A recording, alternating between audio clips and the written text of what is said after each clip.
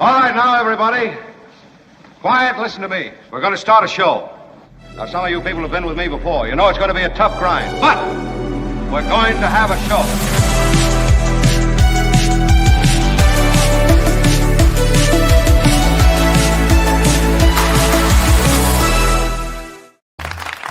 Thank you all. It is the Monday recorded audience. It's my favorite recorded audience. Hello, everyone. I know none of us have any more money, but that is the state of America. You can be the true MAGA devotee that you will find in a couple of people in our chat and tell yourself that this guy is a super genius and we're all going to find our way out of the woods to the promised land, everyone. You can tell yourself that. The delusional drunkenness that typifies some of the people in our MAGA world, and you will get a chance to visit with them if you jump into our chat. You know, we're a YouTube show live between 2 and 4 every day on the East Coast, between 11 and 1 on the West Coast, and so because we're live, you get to see all of these. Most people are not MAGA people who are in our chat, but there are a couple of them, and they are diehard, and they're going to tell you about everything. Oh, it's all according to plan. This guy's he's a super genius, right? So if you want to see some of that, you can jump into our chat, but I will share a couple of morsels along the way today. Also, a terrific mind joins us today. David Sirota from The Lever. They do incredible journalism, incredible investigative reporting. He is a brilliant journalist himself. He has a history in Washington, so he understands the culture of government, and he will join us in the second hour. We'll discuss all things Trump. We'll discuss economics. We'll also discuss legislation and government changes, might be the charitable way to put it. All of that in the second hour with David Sirota. Of course, Gary Fietrich joins us in the first hour. He of Iheart Radio and CBS News. He'll talk about what's happening politically. He's a guy who can give us a bit of what I think is an interesting angle on all of this, particularly if you look at how certain states are affected by these Trump economic lunatic policies, because California is such a strong economic engine that California may have leverage when it comes to tariffs and individual deals that are made with foreign governments. So that to come as well. And finally, toward the end of the show, the first Monday of every month, Karen Dawn joins us with a word about animals, and she sort of focuses on this world of the creatures that we tend to ignore, and so we'll have a word with her as well toward the end of the show. By the way, it is Kim is here. Kim, how are you? It is also a Tony Day. Thanks, Tony. Tony has been very helpful. We've had some major technical problems prior to the show, but we are now on a smooth glide path to destruction, which is, World markets are getting slammed, says Rich. Yes, it is true. The entire world economy has been thrown on its side because the the Mad King has decided to start something where it need not be started. Come on, Mark. Don't be a panicking. Well, he is my Lord and Savior, so I can talk about him that way. This from Luis.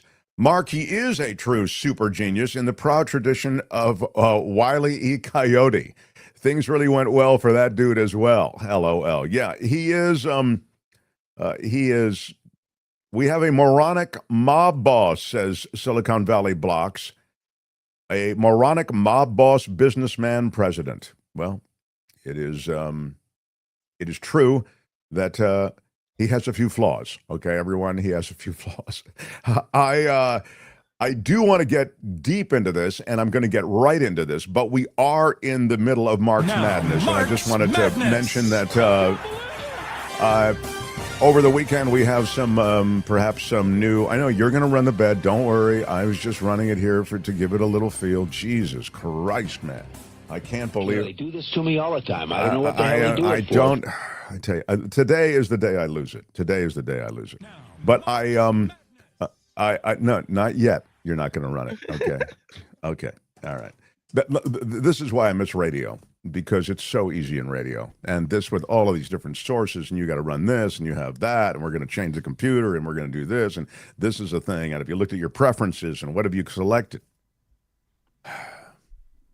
So we're going to get deep into it. But what I do want to do is to let you know that there is a new face-off in March Madness. March Madness is paralleling March Madness. March Madness is college hoops.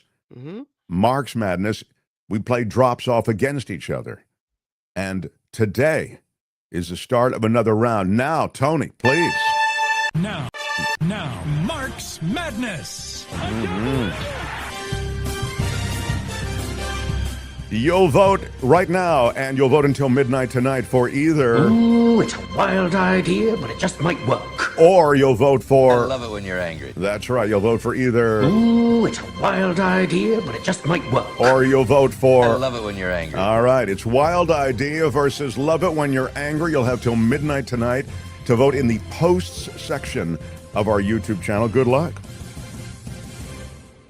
Now, without any further delay, I'd like to... The Mark Thompson Show. I'd like to attend to the fact that the world is on fire economically, and it was all started by our president. I mean, you really want the bizarre death grip that Donald Trump has on bad ideas and now unfettered power with all of the guardrails off, no one to tell him, Mr. President, I think you should maybe modify these positions. We end up where we are. I will give you a couple of pieces of video. Chaplain Fred says, good morning, Mark and Kim, and all who make the show work like clockwork. I guess Trump is a stable genius. So he says. I don't know. Small G on genius. Where is Mark Burnett, asks Biggie61. You know, it's funny. Mark Burnett really made us, the TV viewing audience, believe that Donald Trump is a brilliant businessman, when the truth is he's a wildly failed businessman. He's virtually no business he's ever had has been successful. He's had 6 bankruptcies. And again, declaring bankruptcy in itself isn't a problem. But when you do it over and over and over, it's now you're a chronic bankruptcy declaration waiting to happen. And that's what happened with Donald Trump and his monies. He was in essentially gifted a fortune and then lost that fortune. And now he's making the fortune up on grift, of course. His biggest assets in the real estate business oftentimes were receptacles for money laundering through Russia. They bought entire floors of his hotels, of his buildings in New York, and overpaid for them. That's a classic way in which high-end real estate can be used to launder money. Russia, China does it as well. Let's so I'm just going to put that aside, but that was in response to the comment. Now, Tony, give us the latest from the White House, which is to threaten even more tariffs on top of the tariffs that have already been imposed on China. We are following the breaking news of President Trump threatening to slap China with additional tariffs. Let's go live to CNN senior White House reporter Kevin Liptak. So, Kevin, what is the president saying about this potential escalation here? Yeah, and it's a major escalation in this tit-for-tat tariff war between Washington and Beijing. Remember, Pam, last week President Trump applied that 35% reciprocal tariff on China. China retaliated, applying its own 34% tariff on the United States. Now President Trump saying this: if China does not withdraw its 34% increase above their already long-term trading abuses by tomorrow, April the 8th, the United States will impose additional tariffs on China of 50% effective April 9th. He goes on to say that additionally, all talks with China concerning their requested meetings with us will be terminated. And I just want to break down the math for you here, Pamela, because remember, President Trump had already applied a 20% tariff on China for its role in the fentanyl crisis. He applied that 34% reciprocal tariff last week. That goes into effect later this week. Now he's threatening this additional 50% retaliatory tariff on China, this tit for tat back and forth. That would bring the total tariffs on China by the United States to 104%, which is a huge number. China, the world's second largest economy, one of the United States' largest trading partners. This could have a serious effect for American consumers, given the amount of goods that come into the United States. And I think just as we have seen today, the market's clearly looking for some kind of off-ramp here, for some kind of easing on the part of the president. This shows that the president is very much committed to this tariff plan, exactly not what the markets were looking for, Pamela. Yeah, thank you, Tony. That's great. I feel as though he's, of course, started something and he doesn't know how to end it. He doesn't feel compelled to end it. I can't even, we talked about this last week, see a coherent explanation for why this happened or even how it happened, meaning there is such chaos associated with even the methodology with which he comes up with these tariffs. And you'll hear some of that in the videos to come, that I struggle to see the, now it'll be used over and over, the off-ramp that everyone's looking for. You know, how do we get out of this? What is the end game? I think you struggle to find it because there is no coherence to this policy. What else do you have, Tony? Show me the, this is actually pretty good. I think this is the Economist, I believe, who, let's hear from her. Over the weekend, China's foreign ministry is saying that, quote, the market has spoken when it comes to President Trump's tariffs. And for more now on how China is responding, I want to bring in Mary Lovely, a senior fellow at the Peterson Institute for International Economics. That's why this Good morning is important, to you. I think. We're all trying to make sense of what may or may not happen here as these negotiations, if that's what they even are, play out. To the extent that you think that the Trump administration or the Chinese government has the better hand in terms of what happens next, and if there's an off-ramp, what do you think happens? Well, we know that the first thing that happened was that the Chinese government decided to levy its own 34% tariffs on U.S. exports. So if there is going to be a negotiation, and the Chinese still hope there will be a negotiation, the president of China, Xi Jinping, wants to go to those negotiations with some ammo in hand. There has to be something to bargain with if there's going to be bargaining. So we're hoping that there's a deal somewhere here if you're concerned about what these mean for U.S. consumers and U.S. businesses. But it's not really clear. As far as we can tell, the Chinese have no understanding of what the Trump administration would accept in a deal. The Chinese are not sure what they'd be willing to give. So we're still very, very far away from a deal. Mary, the thing that I can't understand is who has more leverage in all of this? Because as the markets here in the United States continue to drop, and that's not to say that they're not dropping, obviously, in Asia and around the world as well, but you have to imagine that there will be a tipping point where constituents of this administration and members of Congress and the House and the Senate start to say, no mas, we're not doing this. And so there is going to be a double pressure, I would imagine, on this administration to make a deal. The question is that double pressure, if you will, exist in China, or do they have more patience than we do? Well, the Chinese, as we know, have been trying to revive their economy. They've had very weak domestic demand.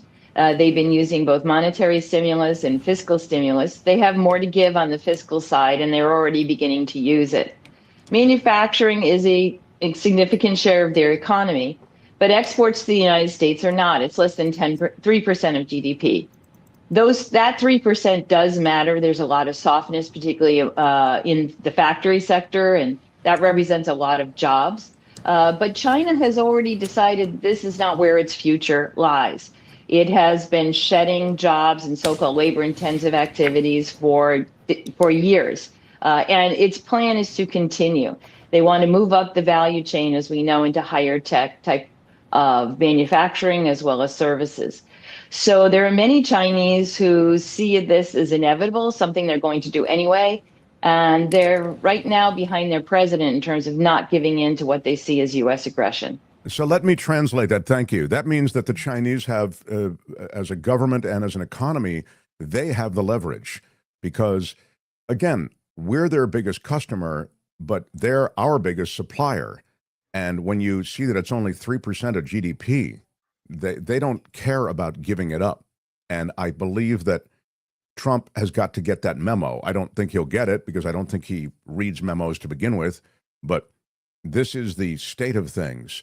You get into an adversarial economic, I'm going to just call it pissing match with China, and you're going to lose. And when I say you're going to lose, I mean all of us are going to lose, so that everything that we buy will become more expensive, and the variety of things we buy will become more limited. So we already have begun to source a lot of the stuff that comes to America through Southeast Asia, India, Vietnam. I mentioned this to you last week. That's why the Vietnam thing made no sense to me, because they provide so much to this country in the way of everything from Nike tennis shoes to the sweaters you'll wear at Christmas.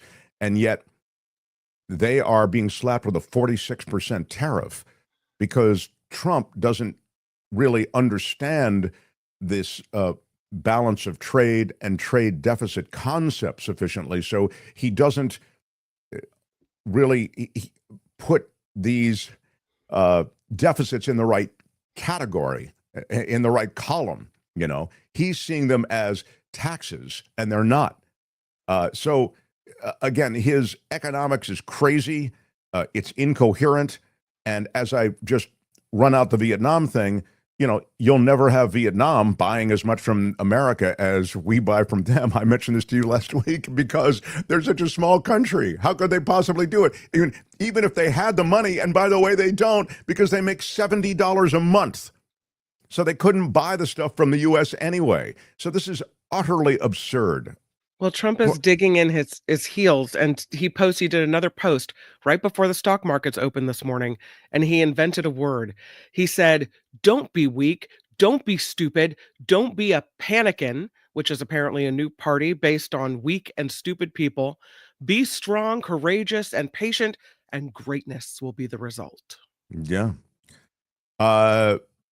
Give me the next one, please, Tony. This speaks to the complete absurdity of the computation of these tariffs to begin with. We're sitting there on the desk last night. Yeah, economists can't make sense of it. Go ahead. I'll talk over it a little bit at times, but don't stop for me. President Trump says we're charging people half of what they charge us.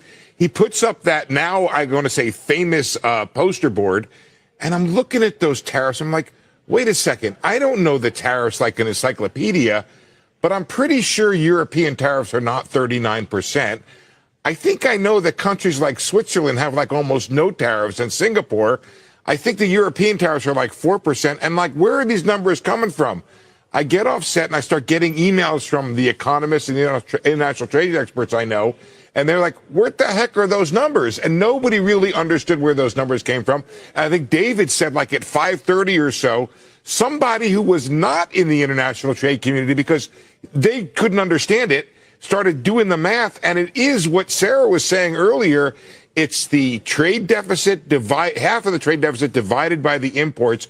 Now, let me show you a comment from the White House on where this came from. The White House official telling reporters yesterday, quote, "I want to emphasize here that these tariffs are customized to each country, and the numbers have been calculated by the Council of Economic Advisors using very, very well-established methodologies from the international trade economic literature." So then I started calling international trade economic experts, and nobody ever heard of this formula. Nobody has ever used this formula. So I'm sorry, but the conclusion seems to be the president kind of made this up as he went along. He made up, and I think what Sarah was saying was interesting. There was an anticipation, okay, it was going to be reciprocal.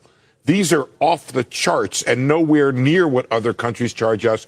And unfortunately, it makes us into one of the highest, maybe the highest tariff country in at least the developed world, a lot like a lot of sort of developing countries. Yeah. So there you go. That's the, if you will, the pretzel logic associated with these tariffs. I just wanted to give you kind of around the horn the way things sit. I mean, you can obviously see the economic damage on Wall Street. You can see the economic damage in markets around the world. But as I mentioned to you Friday, the biggest price that will be paid will be right here in America. We will suffer. I'm talking about the markets. Okay? I'm not even talking about our lives. I'm not talking about the price of goods. I'm not talking about inflation, stagflation, anything. If you just care about the market, all you care about is Wall Street, your 401k, your retirement funds, etc. We will see our markets tank way worse than the rest of the world. We are going to pay a huge price. He just wants other leaders to beg and grovel. Ego in charge, says Karen T. I made this point last week. Trump likes pronouncements. He likes the show. He likes to be the boss.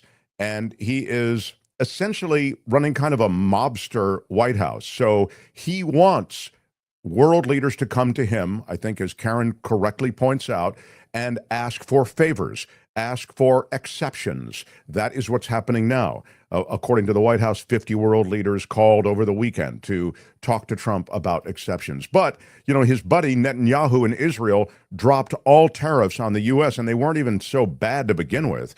And still, Israel is being tariffed. So you're dealing with, a mercurial personality, and you don't know that any deal you make with him is going to last past the hour.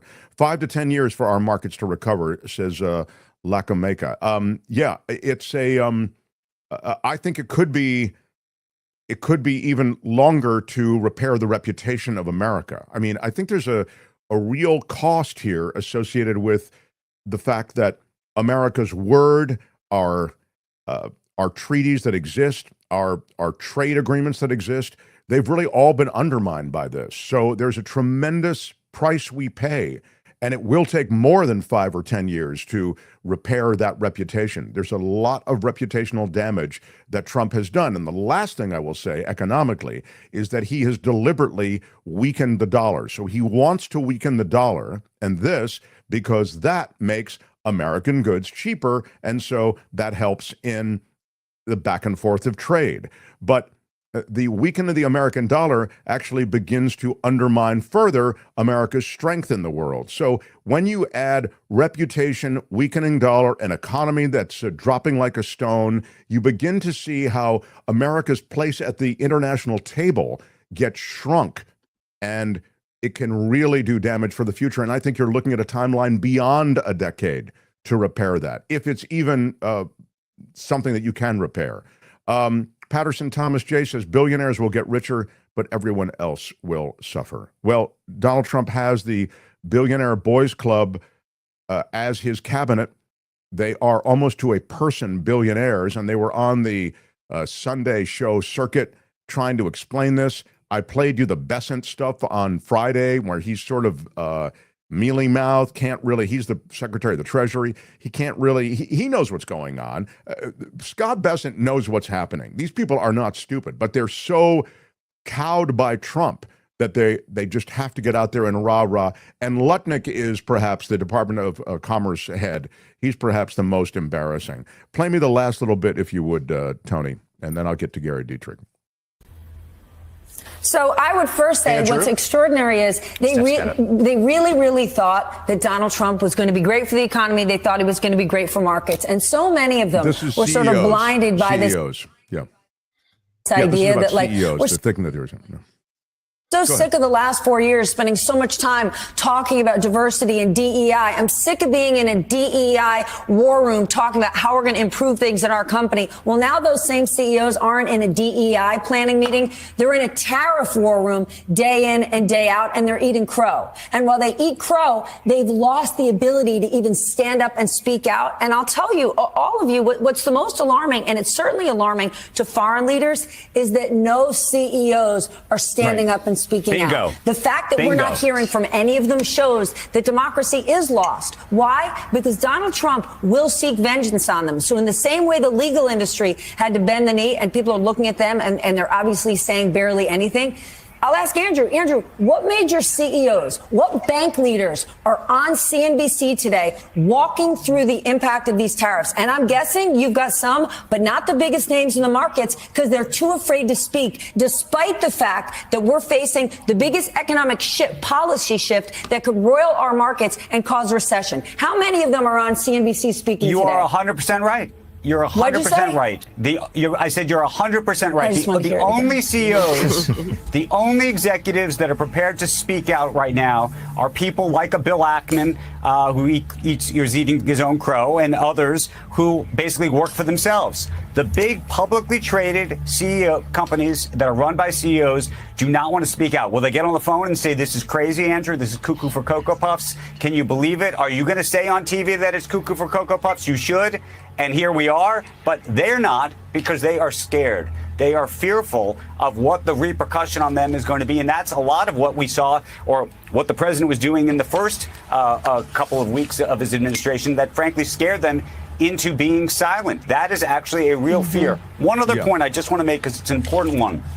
As this negotiation plays out, in a way, it's playing into the hands of our adversaries and of the folks that you would want to make a deal with if you could, which is to say that as I was talking with leaders and folks around some of the leaders of other countries this weekend, one of the things they say is, as the stock market in the United States continues to fall, it's going to actually put pressure on this administration, putting them in a better negotiating position. And some of them, by the way, are just waiting for the courts. Some of them are saying, let's just see how the U.S. courts deal with this first. Maybe Congress is going to deal with this. So it's not so clear that the longer this plays out, somehow the negotiating, the strength and the negotiating hand that the Trump administration has gets stronger. In fact, in many cases, it may get weaker. Yeah, good stuff. Thank you. I think that is true. You know, as America takes on water economically, and as the roiling conversations around the economy begin to affect constituencies on the GOP side, I think you're finding other countries, I mean, in the international community, seeing a weakened America. That's a fair point. And this is leaving aside a lot of the other ways that America is being weakened at the moment. But we'll get to a lot of that. But I think that's a really good drill down in a fairly short time on where we are. It is a stubborn president who has come up with a twisted policy that no one can really explain, including his own people, that has led us to a place that will affect American life for the foreseeable future. It is interesting that the courts are pointed to, because there are challenges in court, even by Charles Koch, about the tariff liberties that Trump has taken and the declaration of this emergency that's allowed him to pursue this tariff policy. Normally, a president wouldn't be allowed these kinds of broad, the breadth of judgment on tariffs, and then to impose that policy. He could come up with a policy decision, but then he would have to actually see Congress run it into a policy and applicability. Right now, we're seeing Trump basically take control, as he has everything else, under an emergency flag that he's flying, that is being challenged in court, and it's even being challenged, but in a tepid way, in Congress. More on this in a moment. It is to be continued. I see Gary waiting, which is something I don't want him to do anymore. So let me... The Mark Thompson Show. Yeah, I saw Gary Fietrich waiting, and I thought, oh my God, I've got to shut up and get to a guy who is terrific. So this guy is the political analyst for Iheart Radio, also for the CBS television stations. Joins us on Monday, our former colleague from KGO Radio in the Bay Area. How about it for Gary Fietrich, everyone? Good morning, Mark. I was talking to you, everyone, a few minutes ago about what California might do, because there are rumblings with California being the engine of economic strength that it is, fifth biggest economy in the world, et cetera, that there might be leverage that the state of California has to make their own deals. Can you speak to where that might stand, how viable that is? And yeah, go ahead. Well, Mark, there's so many things to touch on this morning. I have two or three main ones. This is one of them. It's really interesting because Gavin Newsom last week said, I'm reaching out to heads of state, other nations, to cut sort of, he calls them separate deals or special deals. I don't even know how that would work mechanically, right? How do you cut a special deal? And I mean, federal tariffs are federal tariffs. So I don't know how Gavin has any control over that. It may be nothing more than a 2028 attention grabber, but it's notable in that California, to your point, Mark, really sees itself, and frankly, in the private sector is seen this way as well, as its own special market, simply given the size of it, right? And we've known this for years about automobiles, about gasoline, about things that are unique to California in terms of our regulations and so forth. But now to sort of chart our own course economically, that would be really interesting. Let's see where it goes. But the mechanics of it, yet unknown. Gavin didn't lay any of it out. He just sort of threw that gauntlet down last week. Yeah, it did seem weird to me also. Like, I don't know how that works, just logistically. I mean, if the feds have the tariff in place, I don't know how you make your own deal. I mean, it'll have to be in addition to or whatever. So, all right, now, so that's the California component. What else is on your radar through all of this? Oh, what happened to Gary? I don't hear him. All of a sudden, he's, you've muted my, there he is. Go ahead. Okay. Now go ahead. I didn't do anything on my end, so I don't know. Okay, no problem. Hey, Mark, here's the deal over the weekend. The big political point I was thinking about was twofold. A, I have never seen, I don't know that in modern history, I'm not maybe in all of American history, seriously, we can cite a self-imposed economic, some are calling it a crisis, calamity, certainly at least a gigantic red letter warning sign. Most presidents inherit these problems, or somehow they get created by some sort of international crisis or whatever. But to initiate it yourself, which is what the Trump administration has done, right? I mean, it is quite remarkable, because to watch what's happened in the markets over the last week, your point before I came on here about, where's Wall Street going to come down in all this? What about our allies, especially from a geopolitical standpoint? I mean, when you have people like this was incredible, Mark. A week ago, yesterday, when China announced all of a sudden that South Korea and Japan, the three of them, were meeting for the first time in 5 years a week ago to lock arms against the tariff regime.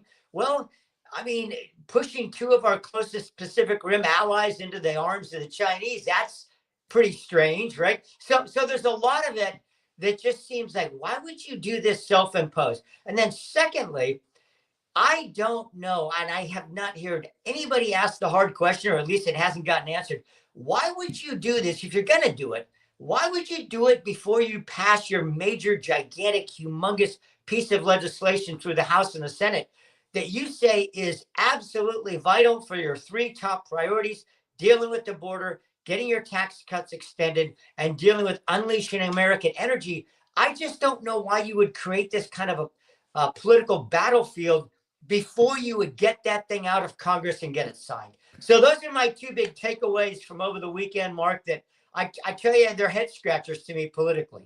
Well, it's I love that you touched on the last one, because I'm going to pick up on that, which is a legislative one. In other words, if you have a legislative agenda, why would you want to start a 5-alarm fire? And now your legislative agenda could be troubled because people are going, who is this guy? All of a sudden, he might have some political stink on him, et cetera. So we're not quite at that point, but we could get there real quick.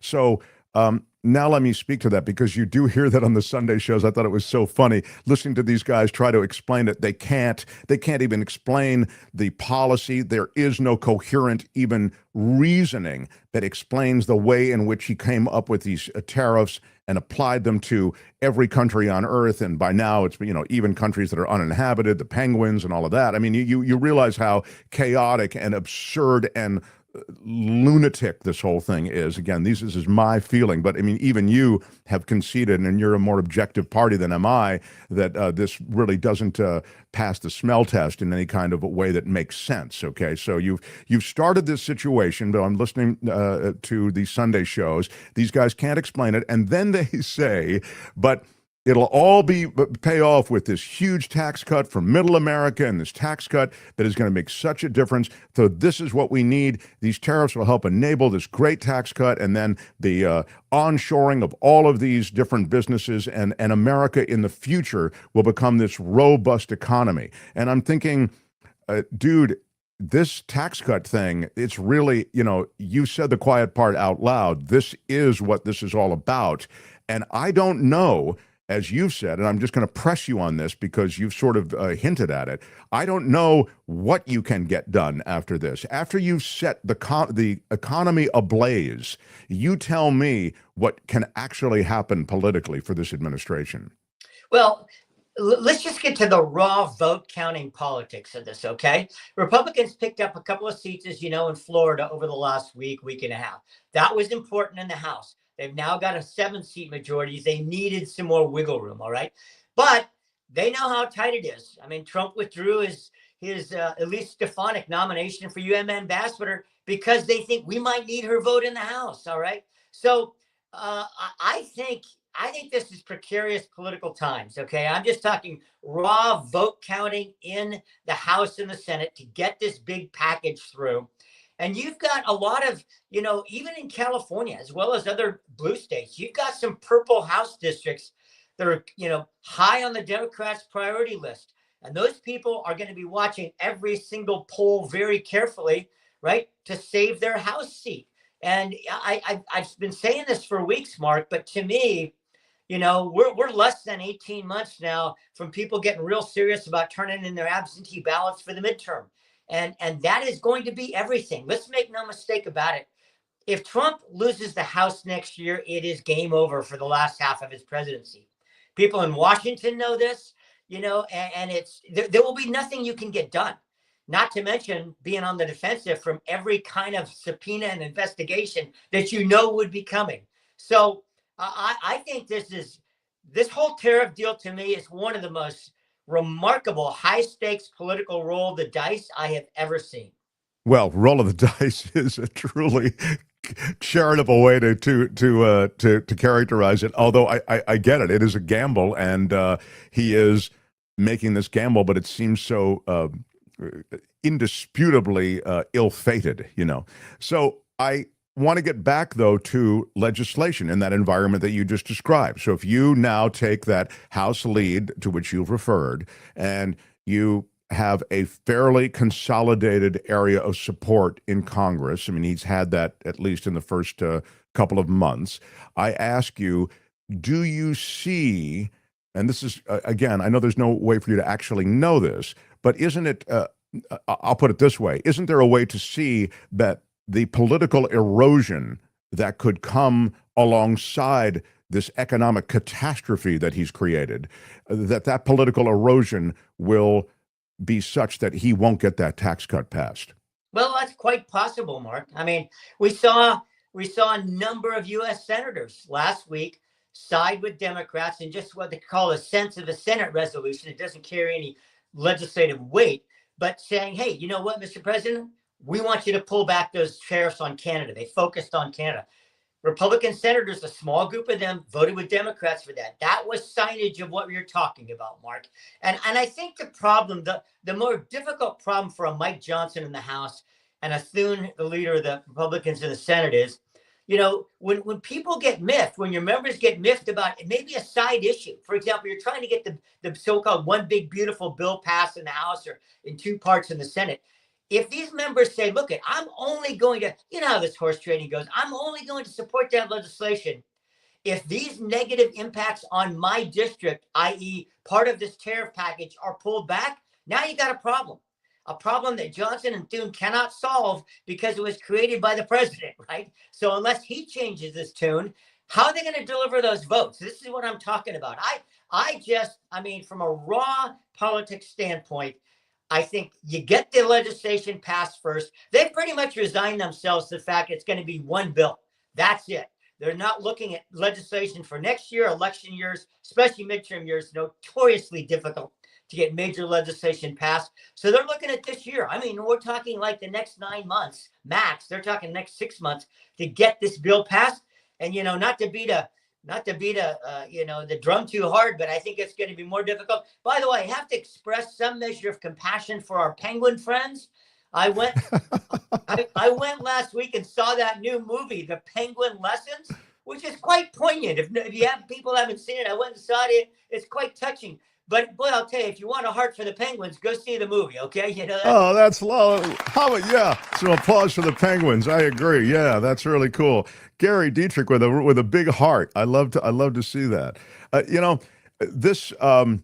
These policies economically coexist with these policies that have been quite aggressive when it comes to deporting those in this country that have been claimed to be violent gang members with ties to Venezuelan gangs, et cetera. And now we learn at least 3 people didn't have ties to gangs, so it would seem. And I'm guessing that there is more.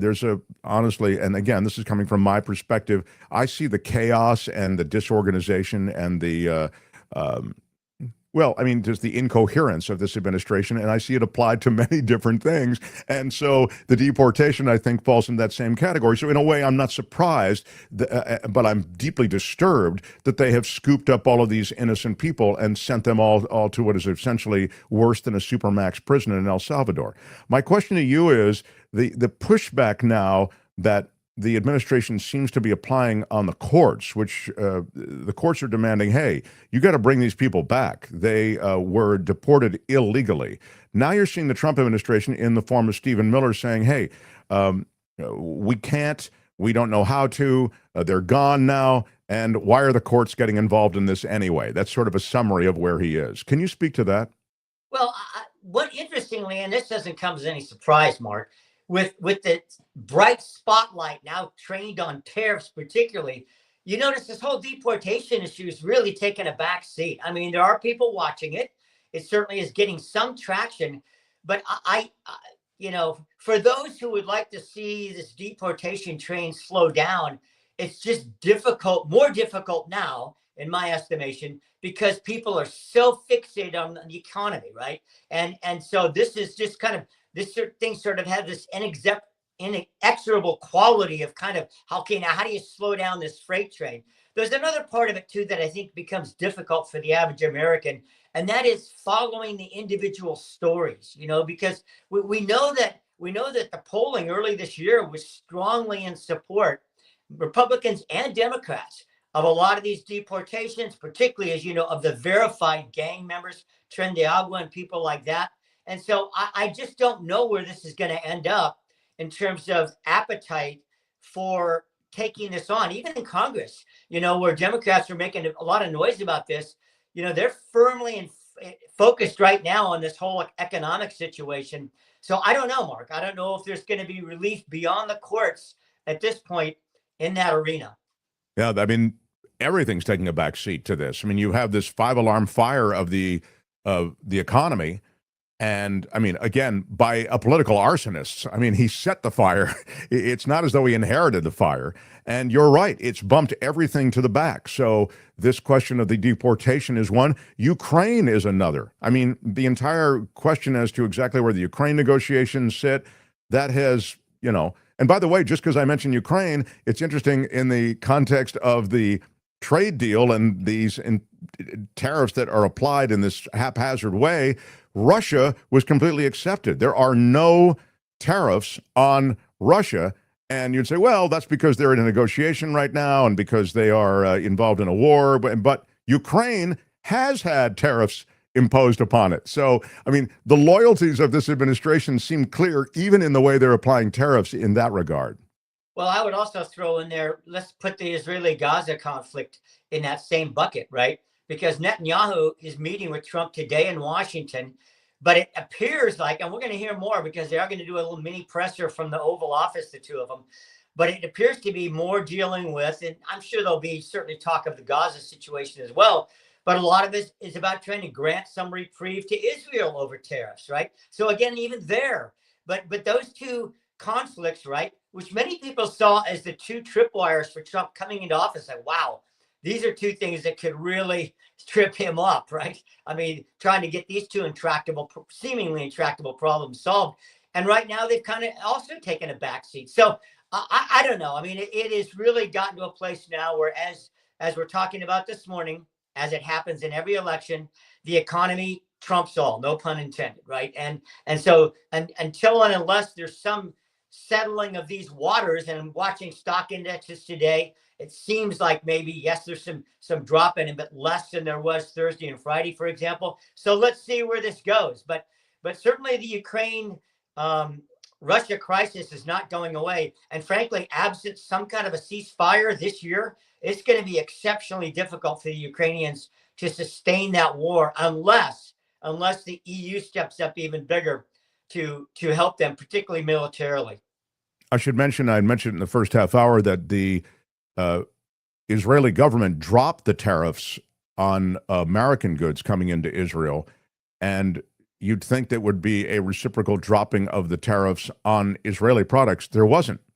The Trump administration, again, pals with Netanyahu, they still have the same tariffs in place on Israel that they had in place on Thursday. So we'll see what the Netanyahu conversation, the last thing I'll say about that, and I don't know if this has been updated, maybe Kim knows, but they canceled that presser that you're talking about. I saw that right before we went on. Yeah, they canceled the big presser. They were going to. I see. Okay. They were going to do one of the large, big room, a couple hundred media people. I see. Yeah. They're still doing a presser, but they're doing it in the Oval. I get it. Okay. That way they can control the questioning a little bit more. They can curate what they have to deal with a little bit more. I'm about to dismiss the witness unless you have something else, Gary. I'll let you go. And thanks for the Penguin movie tip today. I felt that was added value. Yeah. Well, again, let's stand tight with the Penguins, people. Gary Fietrich, you can find him on Iheart Radio across the spectrum of the Iheart Radio stations, also on CBS Television Network. Gary, love talking to you. Thank you, my friend. Have a great show. Gary Fietrich. By the way, of course, Gary is brought to you every week on this show by Bill Campbell at Remax Gold. If you're relocating into or from Northern California and need a highly respected real estate professional, Bill Campbell is that highly respected real estate professional. You can reach him at Remax Gold. Call or text him even. 530-448-7474. 530-448-7474.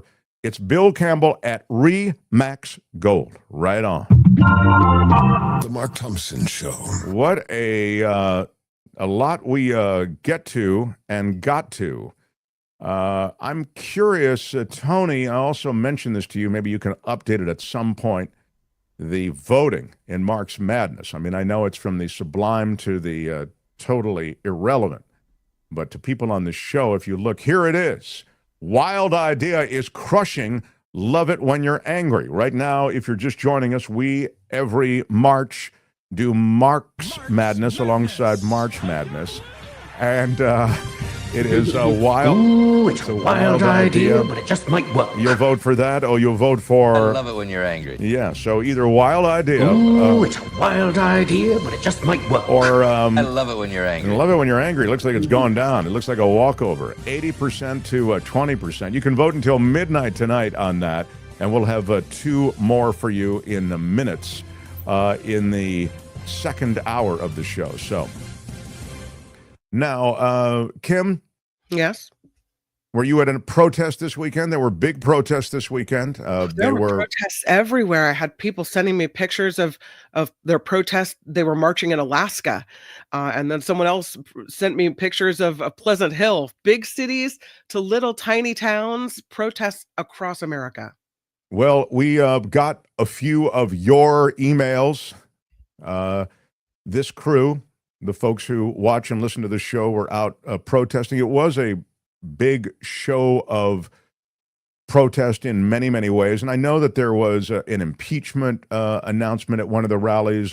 Congressman Al Green, he's the guy from Texas. He was the one who stood up during President Trump's address to the joint session.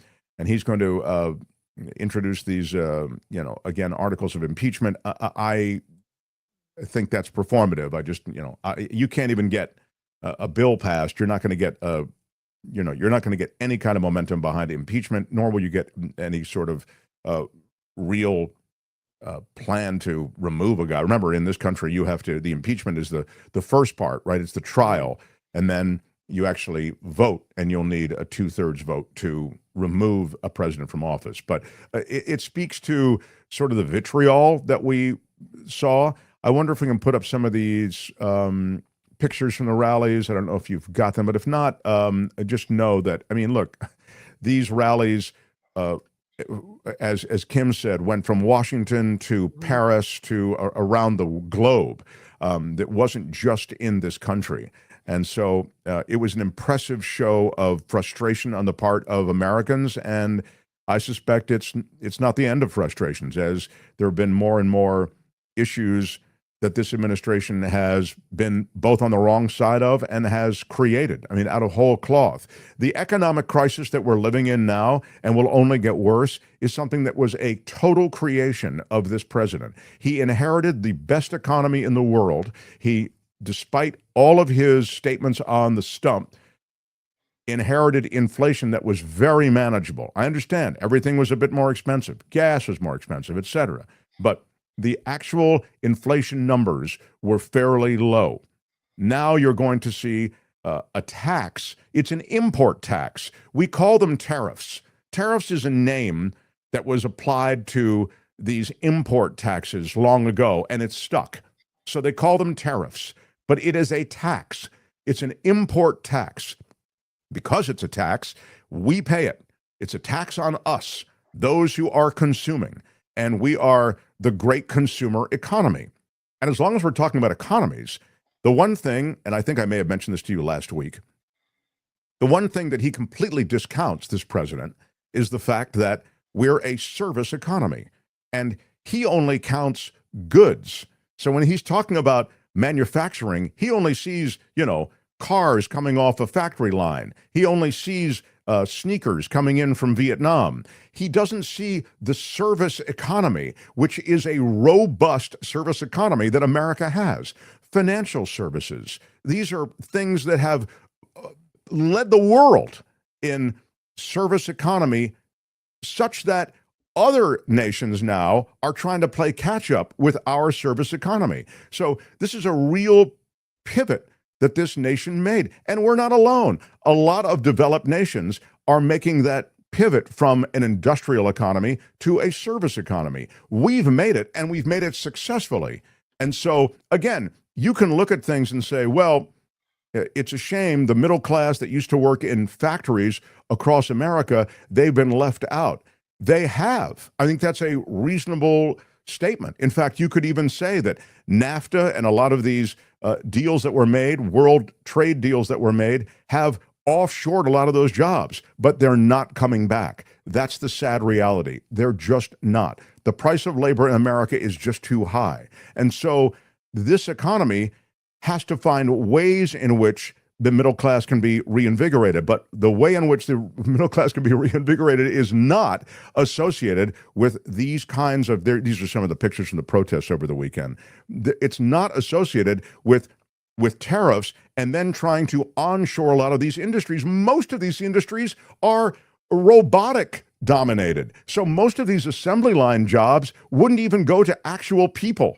That's if you could build a plant in any kind of reasonable time frame. It might take you a decade to onshore a plant. And then when you do, there are not enough jobs associated with it to make a difference because, again, most of these industrial jobs are now being automated. So the number of funny signs and clever signs that showed up over the weekend was not small. It was a big number of very clever, angry people who showed up with signs across America. But that's just a little bit of an overview of where we are, just to kind of state it bluntly. But I want to take a quick coffee. Put that coffee down. I wanted to take a coffee. Can I just, here, please, this is mine.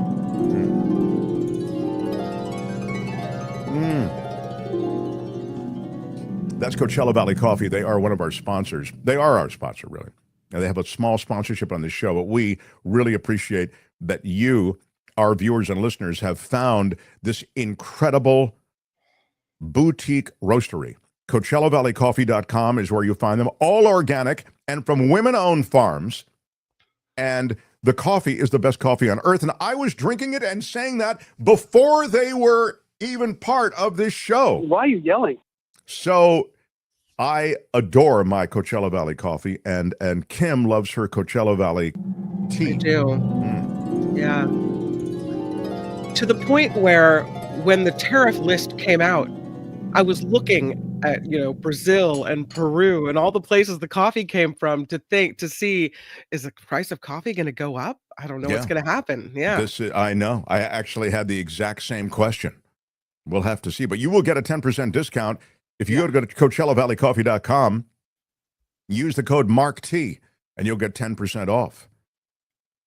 CoachellaValleyCoffee.com. Again, coffee, tea, their tasting notes. Get after it. Get on it. Steeped in satisfaction, customer reviews are so positive. They do such great work. And again, go there, order, reorder, support them, and be happy with the product which comes to you. And it is delicious. It really is. CoachellaValleyCoffee.com. Again, Mark T is the discount code at checkout for 10% off. So, The Mark Thompson Show. I wanted to quickly get to, and then I'll get to David Sirota. I wanted to quickly get to any comments that I needed to attend to. With our eyes rise says, or the $5 super chat, and thank you for that. Tiny Hands and his administration are chess playing pigeon. They crap on the board, knock over all the pieces, then strut and say they are winning. Yeah. Well, they do have surrogates who are saying that they are winning. Mark, you missed the genius of Donald Trump's strategy, says Luis for the $5 super chat. Thank you. Destroy the global economy equals buy Greenland and Canada at bargain basement prices. It's the 3D chess, my friend. Yeah, you're right. I did miss that. Pretty wild. I answered this question. There's a Congressman, Peter, calling for impeachment. Do you think it will get legs in the House? Will there be enough Republican Congress that have the cojones to sign up? The answer is no and no. So that is that. But I mean, we love that sort of hopium, the anti-Trump porn is stuff like that, which is, oh my God, we're going to impeach him. We're going to, look at all the people in the streets. People are angry. He doesn't have a chance. Well, that's our own silo. Okay. I do think that he's taking on political water. Don't get me wrong. I definitely believe that. In fact, you heard Gary talk about that in part, but I don't think that there's any reasonable expectation that there's going to be impeachment proceeding with any legs. No. If most lawmakers are millionaires, which is true, they are, then wouldn't it be millionaires that are seeing their stocks take a hit? And wouldn't they be then moved to maybe sign on to some type of thing that removes Trump? Some impeachment? No? No. Zaina Griffin, Signalgate must be kept in the news and all those involved be jailed. It is treasonous and they are traitors. There is an investigation of Signalgate. This is when everybody jumped on Signal, and it was not their first time. Apparently, we know of 20 times that they used Signal to communicate this insecure network. And of course, the one that got all the visibility when they had folded in mistakenly the Atlantic editor. Some of those who were communicating from Russia in official capacities. They were in Russian government buildings, notorious for spying. So they had already likely infiltrated that phone and were aware of everything going on. That investigation does continue. I don't know if anything will come of it. I suspect not, but at least it is out there. But as we were mentioning with Gary, everything's being bumped to the back burner by the 5-alarm fire, which is the American economy. And it's a fire that Donald Trump started. A super smart guy is Fareed Zakaria, especially when it comes to international relations. And he was on this weekend, as he is. And he made a couple of comments. I can't run all of it, but I wanted to run a little bit for you to give you a flavor for his take on it, because I think his take on it is so spot on. And some of it you'll recognize because we've been talking about it on the show, I think, since Trump has been taking power. But other stuff you might find really elucidative. Go ahead, Tony. And yet, Donald Trump has been convinced that all these decades, as America has moved ahead, it is actually in steep decline. His worldview seems to have been set in the 1960s, when in his memory, America was a great manufacturing power. Another piece of that antique worldview is an overestimation of Moscow's power, which in his mind apparently remains a towering economic player on the world stage with whom he can do many important deals. Russia, bizarrely, has been excluded from any new tariffs. The reality of America as the dominant nation in the fastest growing and most critical spheres of the global economy today, technology and services, seems to mean nothing to him. His tariffs have been calculated using a method closer to voodoo than economics. Among many mistakes, they are based solely on U.S. trade deficits with countries in goods, that America runs huge surpluses in services, exporting software services, movies, music, law, and banking to the world somehow doesn't count. More than 75% of the US economy is apparently intangible fluff. Steel is the real deal. But while America is the world's dominant power, it is not so strong that it can act this irrationally. The world economy has grown of a size and scope that it will find ways around American protectionism, which is now among the world's most egregious. Contrary to Trump's stubborn beliefs, the US was in fact already somewhat protectionist, with tariff and non-tariff trade barriers greater than in 68 other countries. Now, with these new tariffs, American protectionism is literally off the charts, with higher rates than the Smoot-Hawley ones of 1930 that exacerbated the Great Depression. In the short run, everyone will suffer. But in the medium to long run, countries will start trading around the United States. This movement has already begun. Since Trump won in 2016, the U.S. has abandoned virtually all efforts to expand trade. But other countries have picked up the slack. The European Union has signed 8 new trade deals, and China has signed 9. As Ruchir Sharma notes, of the 10 fastest growing trade corridors, 5 have one terminus in China. Only 2 have a terminus in the United States. Countries around the world need growth, and that means trade. China will clearly be the big winner in this new world economy because it will position itself as the new center of trade. Add to this Trump's hostility toward America's closest allies, and you will likely see Europe, Canada, and even some of America's Asian allies find a way to work with China. Donald Trump's nostalgic worldview is rooted even further back than the 1960s. He looks fondly on the late 19th century, when, as he described this week, the US had only tariffs and no income tax, and America was way stronger economically than it has ever been compared to the rest of the world. This history is nonsense. In 1900, the US was around 16% of the global economy by one measure. It is now about 26% of it. American standards of living and health are much higher today. But in acting out on his nostalgic fantasy, Donald Trump might well end up dragging America back to what it was then, a poorer country dominated by oligarchs and corruption, content to swagger around in its backyard and bully its neighbors, but marginal to the great currents of global economics and politics.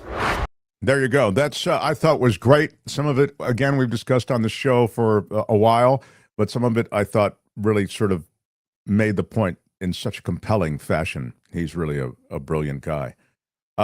Joy says, thanks to all for being voices of common sense. Well, most of the time.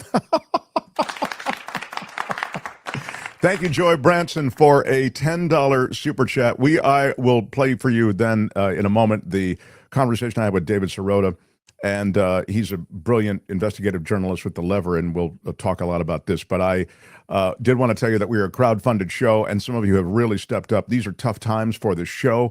There are a lot of reasons for that associated with stuff that we have no control over, which is the algorithm and Google and YouTube, et cetera. That's really our home court, YouTube. And then we go out as an audio podcast across Spotify, across Iheart Radio, across the Apple Podcast. So those of you who really do make this show happen, we scroll your names at the end of every show because without you, we would not exist. I say it over and over again. Tony updates the list every month. So if you are a newcomer, thank you for joining through Patreon and PayPal. Again, if you're joining through Patreon, join through the web, through our website even, themarkthompsonshow.com. Click Patreon or PayPal, and those links will take you to places where you can contribute. If you are contributing through Patreon, don't go through the Patreon app. That's all you have to, because they take a third that way. As long as you didn't go through the Patreon app, you're fine. But many of you have stepped up and helped keep this show on the air. I really do appreciate that. Again, we are completely crowdfunded. It's kind of a PBS NPR model, so I give you the show for free across all those platforms I mentioned. But the people who keep the show on the air are our supporters through Super Chats, of course, and Super Stickers, but also through the monthly contributions through Patreon and PayPal. So thank you guys very, very much for that.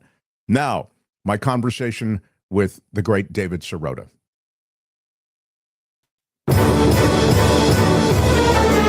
The Mark Thompson Show. It was great. I loved it.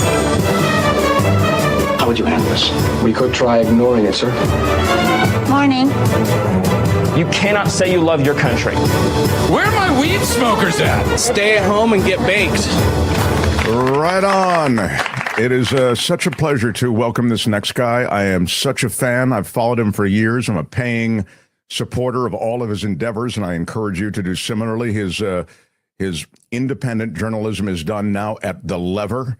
And if you subscribe and you support, it hits your inbox, and it gives you such great takes on the world, on the economy, on American government, and perspectives that you just won't see anywhere else. How about it for David Sirota, everybody? Yeah. You know, this post-Liberation Day, I'm really happy to be talking to you because I think you may be, of all people, able to offer a perspective that I don't yet see. Meaning, I think I do fall into the, oh my God, Trump is the mad king, and now his madness is going to be spilled all over this trade deal. I don't see any redeeming qualities, but there are some cross currents in it, and I feel like you, David Sirota, might be able to point me toward them.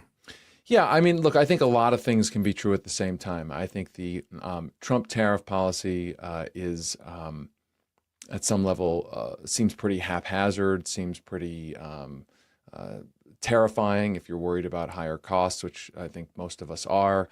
I think it's also true that Donald Trump is the tariff policy is the culmination of a backlash to the free trade orthodoxy that originally really deindustrialized the American heartland and caused mass pain, suffering, and economic devastation across this country. You mean like NAFTA type, for example? Yeah. I mean, look, I'm old enough to have worked on Capitol Hill during the passage of the China PNTR deal, which was the original China trade deal that lowered tariffs with China, brought China into the WTO. And at the time back then, this is 1999, 2001, at the time, there were a lot of questions and fears that in doing this, it would, lowering those tariff barriers, it would incentivize corporations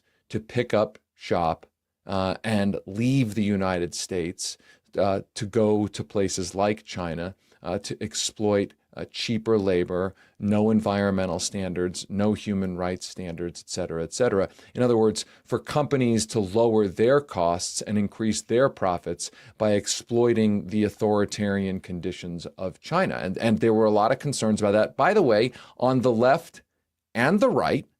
And in effect, that's essentially what happened.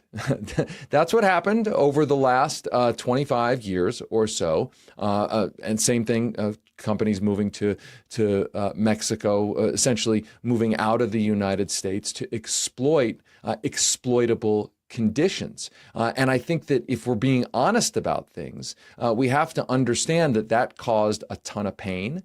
It caused a ton of agony, and it reshaped our politics. There was a study recently that found that a core segment of America's working class, between the passage of NAFTA and 8 years later, that over those 8 years, a core segment of the working class bailed on the Democratic Party, that some of the strongest Democratic congressional districts became some of the strongest Republican congressional districts because NAFTA was perceived, it was very elevated in the media, perceived to be a Clinton administration Democratic initiative. Now, that's not exactly fair because it was pushed by a Republican Congress, et cetera, et cetera. But the point is that there was a lot of justifiable anger out there. And Donald Trump, who at one point flirted with running under Ross Perot's party line back in the 2000s.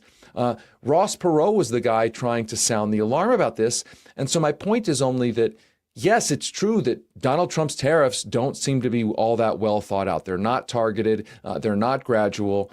They seem to be a power grab by him. They're probably going to destructively exacerbate inflation. But we also have to understand that they're not coming out of nowhere. And that the push for a different trade policy comes out of genuine pain and suffering that the free trade elites in politics foisted on this country with really devastating effects. That's fascinating. It's more speaking to the origin story of the tariffs as opposed to kind of the situation now, but it also connects so beautifully, David, with what you're talking about, which is working class America feeling jobbed, if you'll pardon the expression, by the trade policies of the past. Yet I look at Trump and I don't see a guy who really cares about working class America, although I understand that he may see them as his constituency that, propelled him to power. Beyond that, I don't think he really cares. Yeah, I'm not sure he really cares either, but I would say this. I do think I don't know, put it this way. I don't know what is genuine with Donald Trump, right? I mean, it's hard to psychoanalyze the person Donald Trump.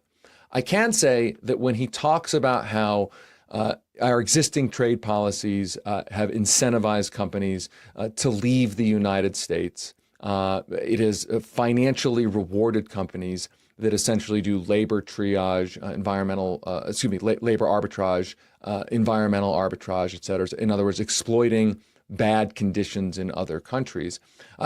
I do think that rings true. And I do think we should be asking, how do we bring companies and production of things that we really do need to make in this country? How do we bring that back to the United States? Now, I'm not sure across the board tariffs are really the way to do that. And they're going to cause a lot of pain in the short term. I think that there's an argument that a stronger industrial policy is necessary, where the government says in a coordinated fashion, this is we need to be able to make certain things in this country that are vital to national security, things like microchips, et cetera, et cetera.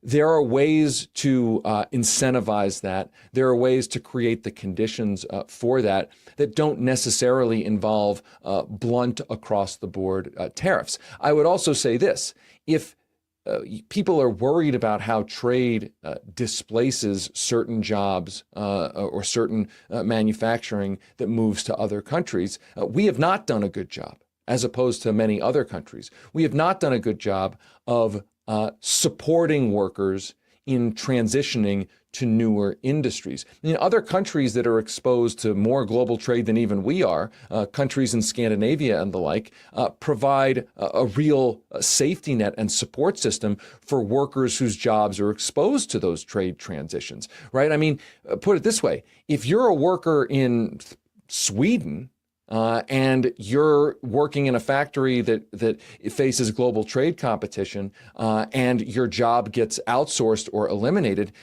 you have a healthcare system that provides good healthcare to you. You have a good retirement system that provides retirement to you. You have a good job retraining program that provides retraining. You have good unemployment benefits and the like. I'm not saying that's a solution, but part of the reason why trade, I think, has exacerbated this political divide in this country is because when workers are sold out by the existing corporate written trade policy, they are left essentially to wither away. There's almost no support system at all. I don't sense any commitment by Donald Trump to create that kind of support system at all. To your point, that's why I'm not sure Donald Trump really does care about the working class.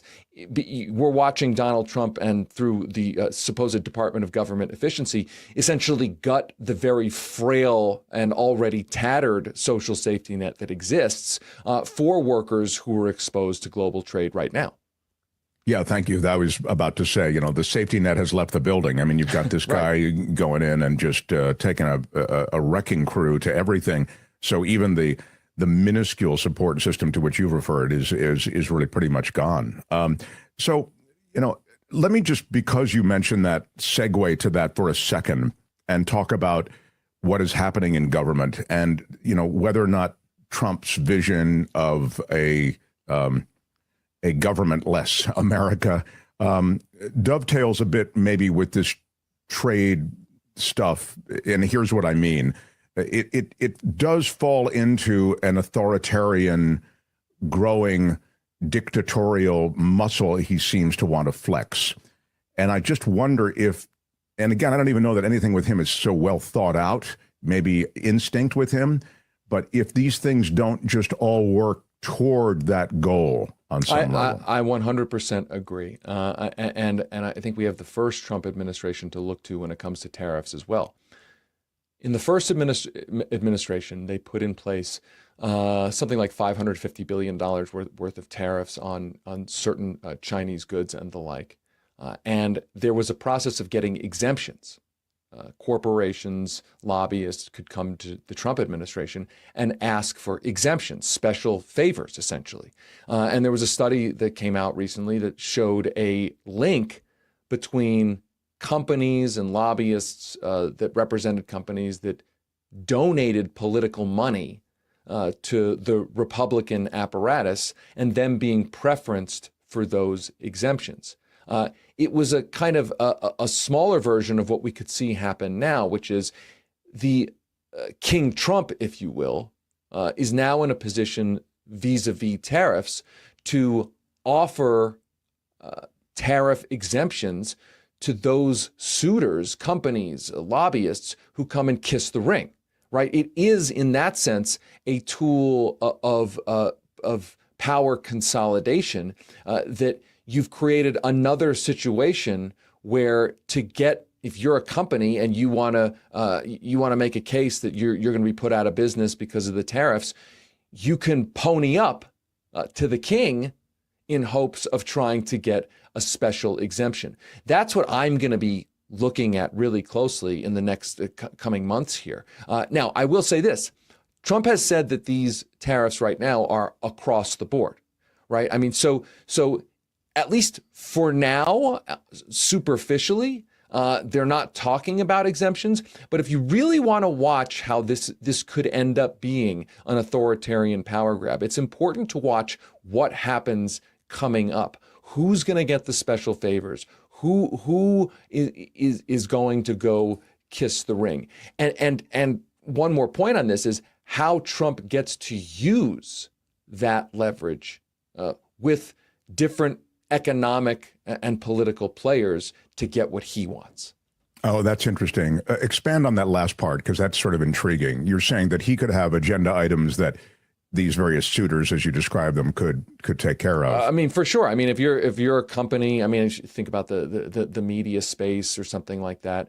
If Trump doesn't want you doing something, if Trump wants a better coverage, if Trump wants for his own family a specific business transaction, and that potential business partner, that entity on the other end is dealing with Trump's tariffs, then Trump's tariffs become a negotiating tool for Trump to get all sorts of things that he wants. And I should mention, part of this is exacerbated, of course, by the fact that Trump is essentially exercising this power unrestrained by Congress. Right. I mean, we're in a situation where in the past, there have been situations where Congress had to approve different tariffs. Congress had to say yes or no. Now we're in a situation where the president just gets to wake up one morning, declare Liberation Day, say that there's an across the board tariff affecting every American in the entire country. But he also has the power to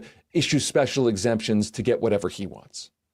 Yeah, it's funny. We were talking today about this because people are championing the Cory Booker record on the Senate floor, which I thought really did punch through and, was a way to, in the minority, seize at least the news cycle on some level.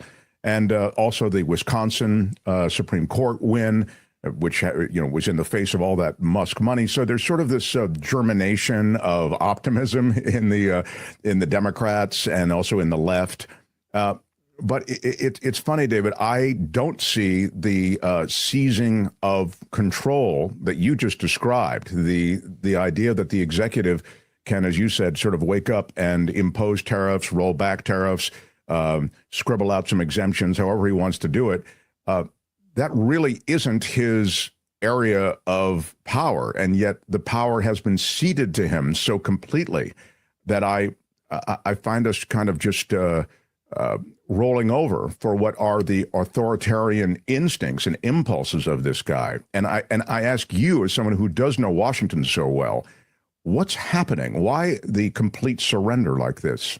Well, look, it's actually a longer story than Donald Trump. I mean, there's the whole idea of the unitary executive theory, which is that this theory that was sort of built in the late 1970s, early 1980s, out of the same. We did a whole podcast series called Master Plan, which is about the rise of this new conservative movement, and they sort of evoked, really conjured this idea that the president is singularly the executive branch, that there is no real civil service, that you really can't distinguish between the president and the executive branch, really the president and the government as a whole.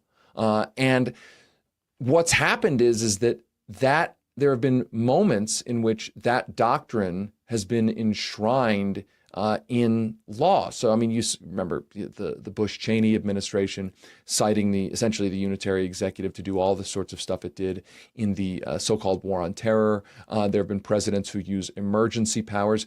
My point is we're living through an era where the power, what we once understood as legislative supremacy, that the Congress really drives the policy, the president merely executes the policy, that core fundamental separation of powers situation, that has been significantly eroded to the point where presidents have been more and more operating as elected kings. And I think there's not a good, it's really well understood, well, what is the difference between an elected king and what is supposed to be a president in the United States? And there is a fundamental difference. An elected king, an elected autocrat may get elected, so there may be some small d democracy at work there. There's actually an election we choose. But an elected king, an elected monarch, then has total and complete power. Now, that is not how the country was set up or envisioned.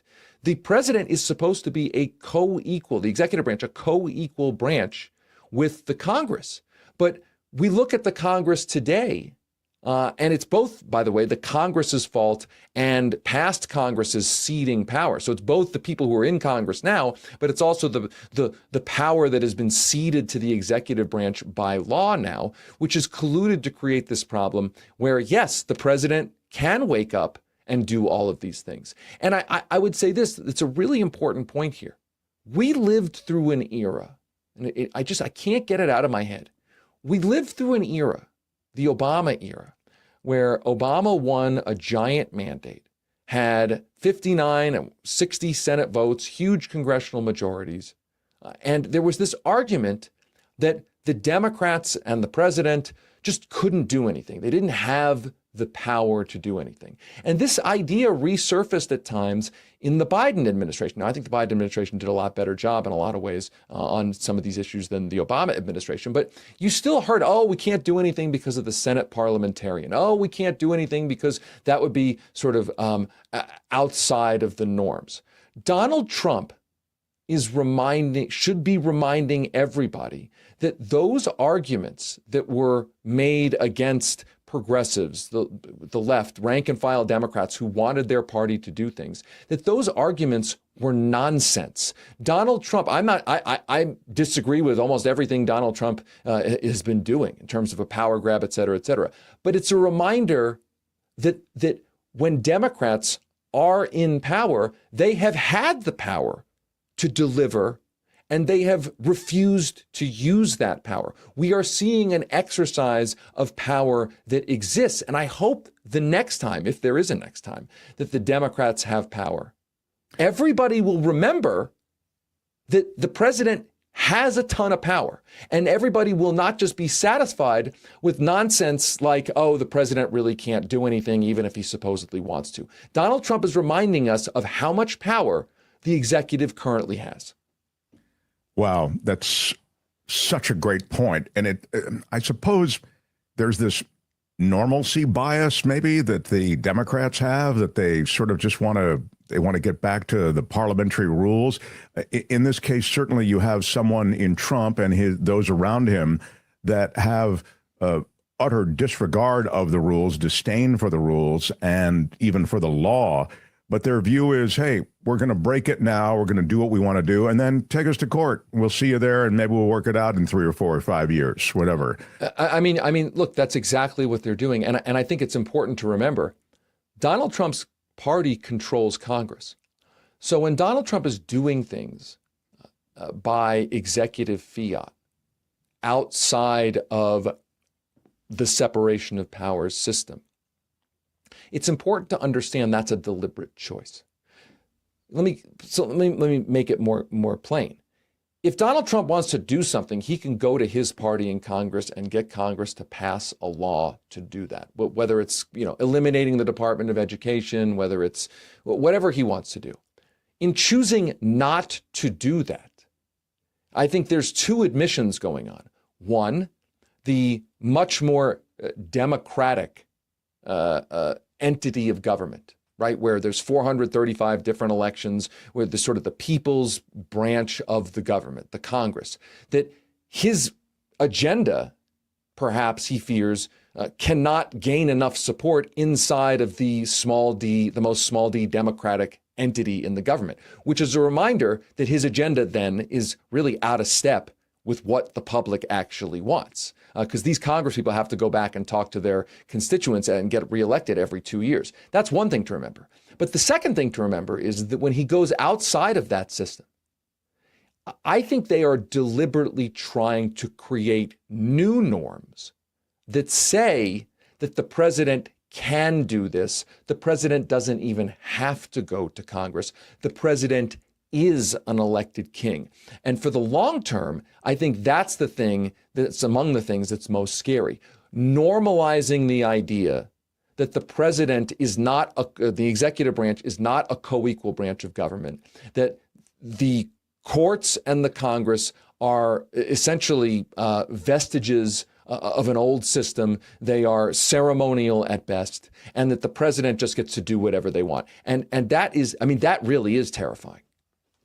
And that really is, it seems, the way it's being played out. You're right. And it's interesting, David, I see this is skipping way ahead in the movie maybe, but I see no way in which this guy is going to step down. Or these people are going to step down. They're really reluctant to give up power. And so I see, I'm refreshed that we even had an election in Wisconsin that seemed to be somewhat legitimate. I believe that, I shouldn't say somewhat, but there's big money in it, which is kind of, to me, always the somewhat. It's just so sad that, we become beholden to this. But I guess what I'm worried about is that this power grab could be complete. And you even, in one of your responses in our conversation so far, have said, if there is, if he does step down, or you said something about, should another election happen, David, I worry that, again, it's skipping way ahead, but I don't know that these guys aren't going to find a way to retain power one way or the other. Well, I think the most compelling thing that I've seen written is about this idea of competitive autocracy, competitive authoritarianism, where I think our minds are sort of programmed to think, there's a binary. There's like a pure democracy, and then there's like the Third Reich, or like some dictatorial hellscape from a sci-fi movie. I think the world is a little bit more nuanced than that.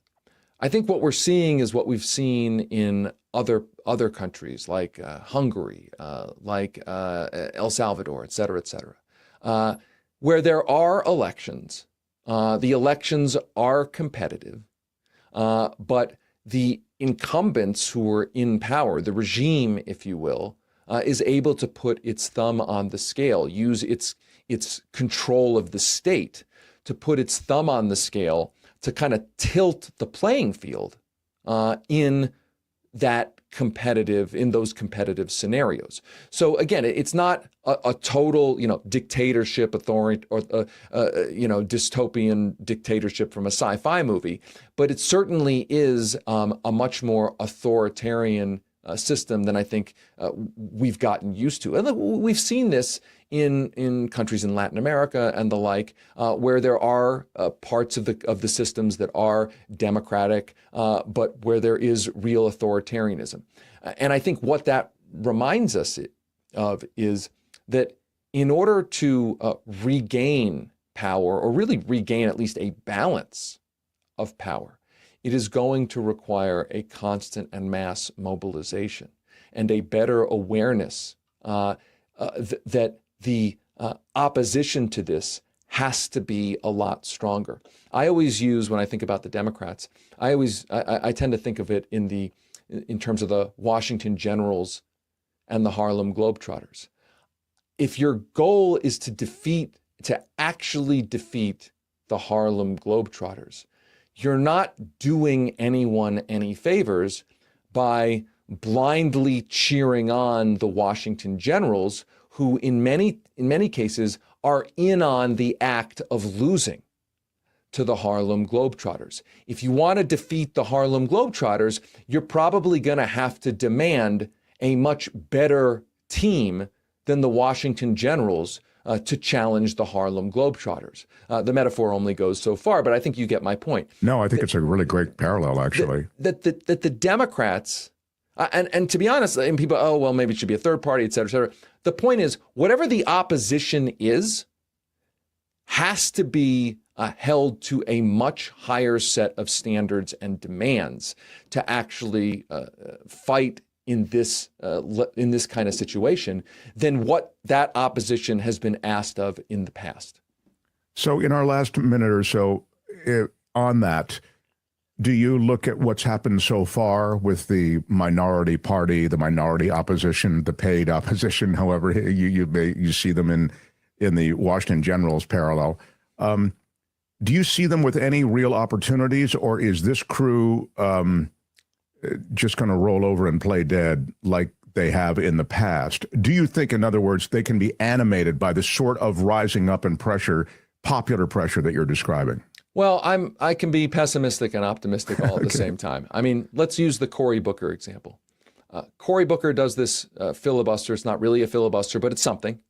Gets a lot of media attention. Kind of focuses in some nebulous way that there needs to be a much more vigorous opposition. But if you watch what actually, so that's, I guess that's good. But if you watch what actually happened, literally he says he's ending his speech, and moments later, the Republicans ask if there is unanimous consent to allow the Senate to move forward with considering the confirmation of another Donald Trump nominee, in this case, the appointee to NATO.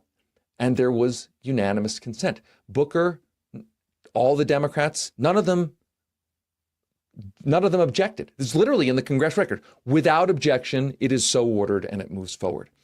My point in bringing up this little anecdote is performative opposition is not adequate to the moment.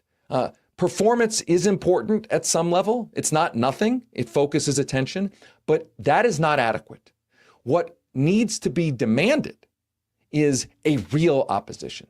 That if what Donald Trump is doing is as bad as Cory Booker articulated, and I'm not picking on him only, but if it is as bad as what Cory Booker articulated, then the opposition needs to treat it as if it is as bad and act accordingly.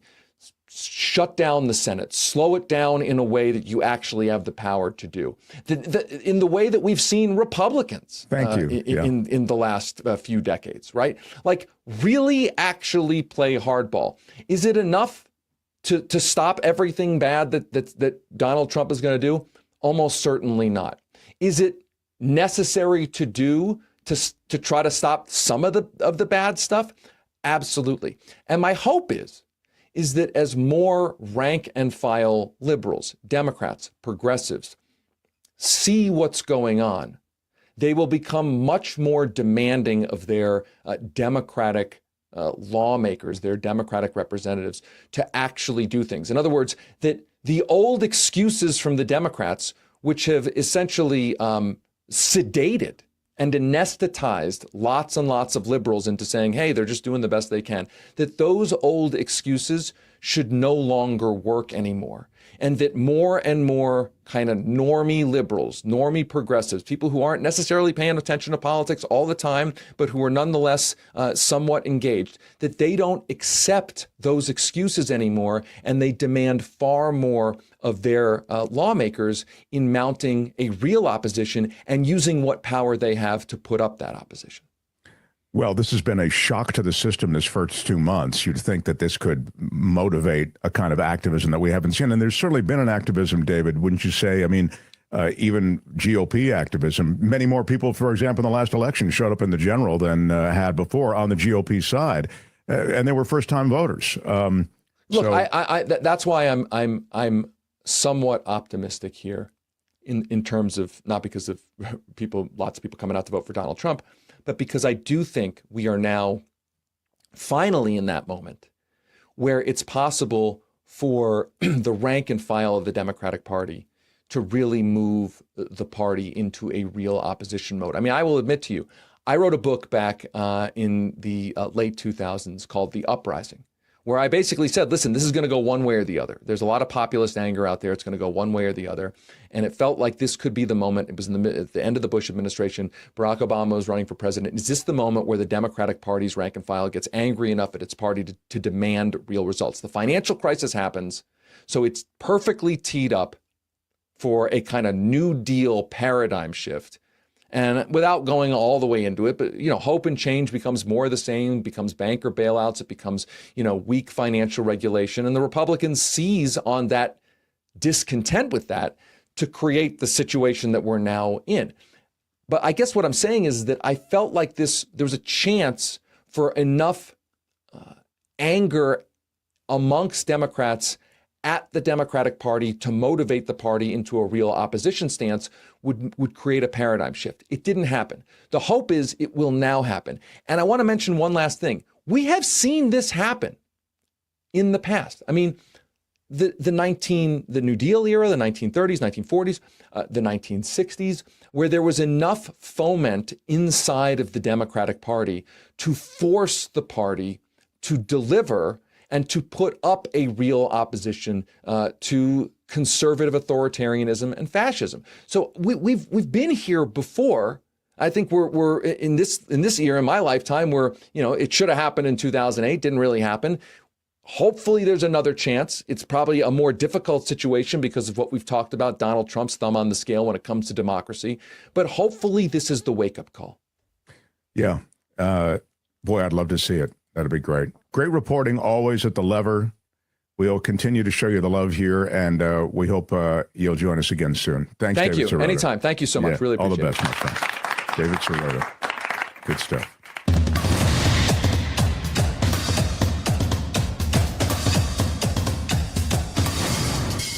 The Mark Thompson Show. This is Mark Thompson.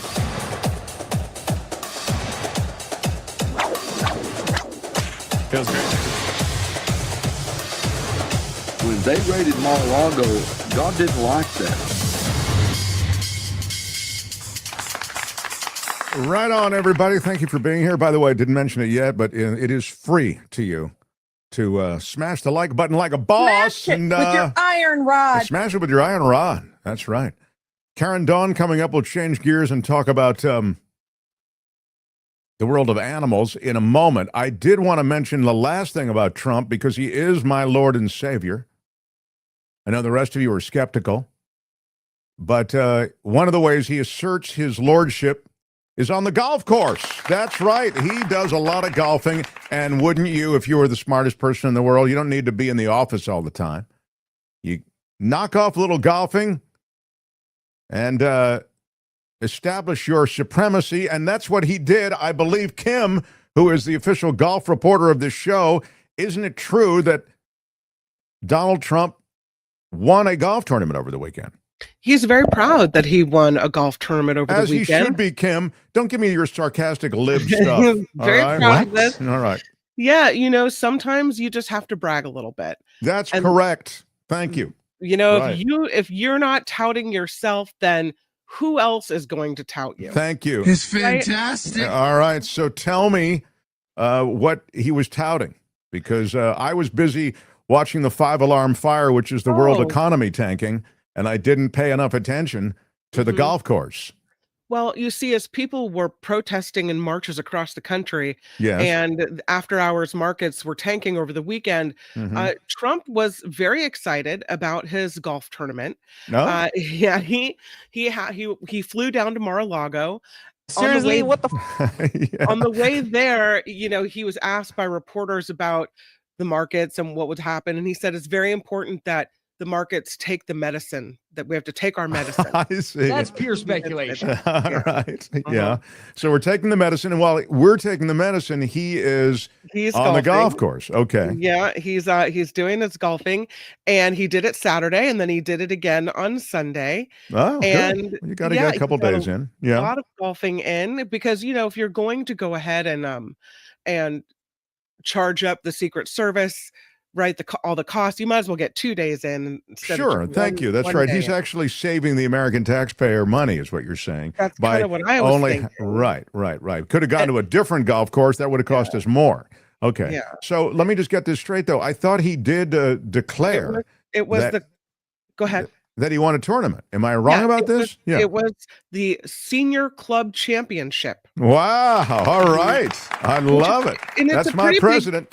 It's a pretty big deal because people were lining both sides of the PGA Drive, and there were honking, and there were people chanting slogans against him. So you see, he had to tune all this out. Not the kind of love you want as you approach the back nine. No. It was great. I loved it. Yeah, all right. And still, he managed to take this. I mean, you wonder. He had to tune all that out, you're saying, as he as he wins the tournament. But I wonder if anyone else was going to win the tournament. I mean, who's going to really try their hardest against Trump? Oh, I see. You're saying It's like that Putin thing where they let him score 8 goals in a game. You're right. That may be. We could try ignoring it, sir. I'd hate to be the other guy that won the tournament. No. You don't want to be him. I didn't realize that. You're right. He had to focus through all of those angry mob libster jerks who were protesting him in every way. Yeah. My God. Well, I'm excited. That's my president. And the only other thing, I'll just button it out and tell you that I'm very excited about his birthday plans. I don't know if you are aware of this. Yes. But President Trump has big plans for his birthday, everyone, which is the most important birthday. I put it up there with Jesus's birthday in my book, but you can have your own book, and you can rate it as you'd like. I don't know, Mark. Jesus didn't get a special parade. No, he did not, and he probably should come back, as is the plan and is the talk that he will come back, if he hasn't already, in the form of Donald Trump, for this parade. The parade is a huge parade. It is miles long, and it will be on Donald Trump's birthday, and it will be a parade of all military vehicles. It'll be a show of military might. Isn't that right, Kim? Yeah, he wants a military parade for his birthday. He asked for this last time around. Remember? By the way, I've been asking for that since I was like 5 years old, and I've never gotten even a tank to show up. You're not going to get that. No. Yeah. A military parade. It's his 79th birthday. So if you're looking to get him something, you still have some time. When is the birthday? It's in June. Okay. Early June, I believe. Mm-hmm. Yeah. So he wants June 14th, which is the 250th anniversary of the U.S. Army, for the event. And they'll march 4 miles from the Pentagon in Arlington, Virginia, to the White House. And I can only imagine it's going to be great with the Peter Navarro and all of my favorite Fox and Friends people are going to be there. There'll be a huge cake. Fantastic. It's going to be great. That's the invitation that I want. In his defense, I will say that his 79th birthday is coinciding with the 250th anniversary of the formation of the United States Army. Yeah, so you of course see it how is. this works out. So I it's think it's like great. A celebration I think of it's the great. Army and a celebration of Trump. It's a little bit of each. I'm looking forward to it. I will try to get there if at all possible. I now, without any further delay, although as you know, I do enjoy delaying. It is one of the things, the digressions of life, I believe, can be the richest endeavors of life. But I will not delay further. The first Monday of every month, we like to check in with Karen Dawn on the world of animals, and we call it A Word About Animals. Now, a word about animals on the Mark Thompson Show. And our guide through the world of animals is Karen Dawn. Hi, Karen. Good to see She you. of Dawn Watch, which is the daily animal world news watch. You can find they have a very robust following on Facebook, and I subscribe so I get Karen's offerings in my inbox. Tells you kind of what's happening and the way it's being covered worldwide with issues that involve animals, small, big, and everything in between. What's up today, Karen?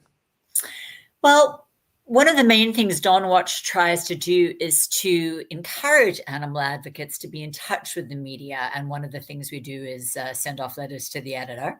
And as well as telling people on my list, please write, I write as well. And, folks on who listen to your podcast may be aware that the Los Angeles Times has had a pretty major turnover of late, which happened around the time they decided not to endorse Harris, and people were given employees, they were given the right to leave if they wanted to.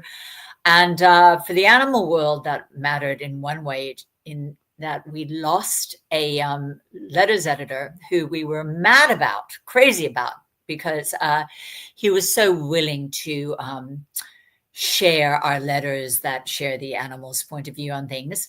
The good news is we didn't know what was going to happen, but last week under a different editor, and I'm not sure who it is now and whether it's a permanent fixture, but both Elaine Livesey-Fassel and the inimitable Elaine Livesey-Fassel, incredible activist, and I had letters published in the Los Angeles Times in response to an article mentioning that the salmon fishing season was going to be canceled again in California because there are not enough fish.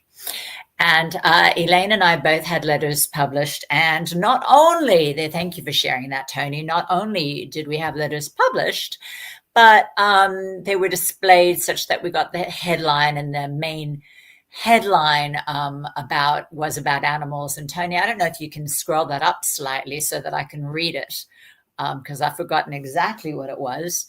But the headline underneath the letters there, but it was, here it is, an obligation to undo our impact. And that was what Elaine's letter talked about, the fact that because of things like climate change, and what I love about Elaine is that she did a particular shout out about the impact of big agriculture on the salmon, on the waterways, and with water being diverted from the salmon spawning grounds to the beef fields and the factory farms. And we are putting the salmon population in major danger. Now, of course, that matters to the salmon fishing folk, and it matters to all those folks who love to eat salmon. But as an animal advocate, what I focused on in my letter was that it matters most to the animals who rely on salmon for their food, who cannot switch to tofu and beans and hummus and quinoa and all the wonderful things that we can eat instead of eating salmon. So we have now 73 orcas left in the Puget Sound area in the Pacific Northwest. There were 75 2 years ago. They're extremely endangered. They are starving for lack of Chinook salmon. And I sent Tony a New York Times article from a couple of years ago. And I've provided a gift link to this, which I hope you guys will include on the segment of that goes up on YouTube. Yeah, we can put it underneath your video. Yeah, because I sent a gift link, and if we can see the headline to that, Tony, I don't know if you can scroll up so that we can look at that, and I can read that headline. Might have to put my glasses on unless you can see it. It says starving orcas and the fate of Alaska's disappearing king salmon. Yeah, right. That's what you're talking about. Yeah, exactly. So it's the Chinook salmon. It's the California. Our letters were in response to the California salmon fishing season being canceled because there just are not enough salmon. But if folks think, oh, well, I can go buy Alaskan salmon.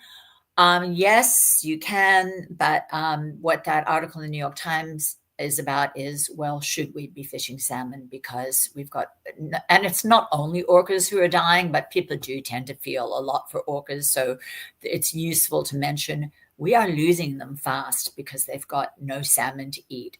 So if for health reasons, you are moving away from beef and red meat and onto salmon, I hope folks will be aware that they are contributing to the losses of species such as orcas. It's not just orcas, thousands of penguins. It's funny, your previous guest mentioned the penguin movie. Thousands of them washed up on South American shores a couple of years ago with empty stomachs. I mean, these sea mammals, sea birds, all of them need fish to eat. And we are draining the oceans and the waterways fast. So again, when California mentions, hey, there's not enough salmon, we're going to cancel our salmon fishing season. While it matters to us, it matters a lot more to the animals who just don't have other choices. So let me just ask you, though, as a follow-up then, is it the overfishing that has led to this, or is it the general conditions of the ocean? What has led to this free fall in the population of these fish? It's a mix. So when the Los Angeles Times covered it, it mentioned particularly, that we've got heat, the waterways are heating up, and so that the spawning grounds are not they're not good for the eggs, and the eggs die in the hot waters. And then it is the diversion of the waterways that are going to big agriculture to farm meat, and so we have screwed up the California waterways. But without doubt, overfishing has played a massive role. And there was a movie called The End of the Line, which I saw maybe a decade ago, and I think still it's the most important movie perhaps I ever saw. It just talks about that fact that we are emptying the oceans. And when we empty the oceans, we of all the fish, we empty them. And, it's sad that people don't care about fish. And, a lot of us grew up with these myths that fish aren't sentient and they have memories of 11 seconds when in fact it's years. I mean, it's just been a myth. But, and I'd love to actually talk a lot another day about fish and what we know about them now. But when we empty the oceans of fish, we are destroying the oceans. As Captain Paul Watson says, when the oceans die, we die.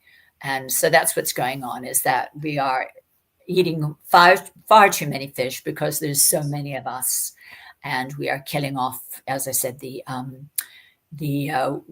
southwestern, the orcas around the Puget Sound area in Seattle are down to 73. That's all that's But left. as you say, you correctly point out, I mean, the fish populations are depended on by all of these other species as well. So it's not just the orcas, but I mean, the orcas do tend to get the headlines. As you say, we kind of feel connected to them. Right. And I wanted to mention, like, the orcas eat Chinook salmon in particular. Something else that is having a horrifying impact on the oceans is the omega-3 supplement business. People learned that omega-3s, that are the reason salmon is good for you, is because it has omega-3s in it. And so people started getting their omega-3s from supplements. These are mostly made up of anchovies. And we are decimating the oceans as we pull billions and billions of anchovies out of them. Larger fish eat the anchovies, and then the seals and the penguins and the other fish eat those larger fish. And again, we're just destroying the oceans for these omega-3 supplements.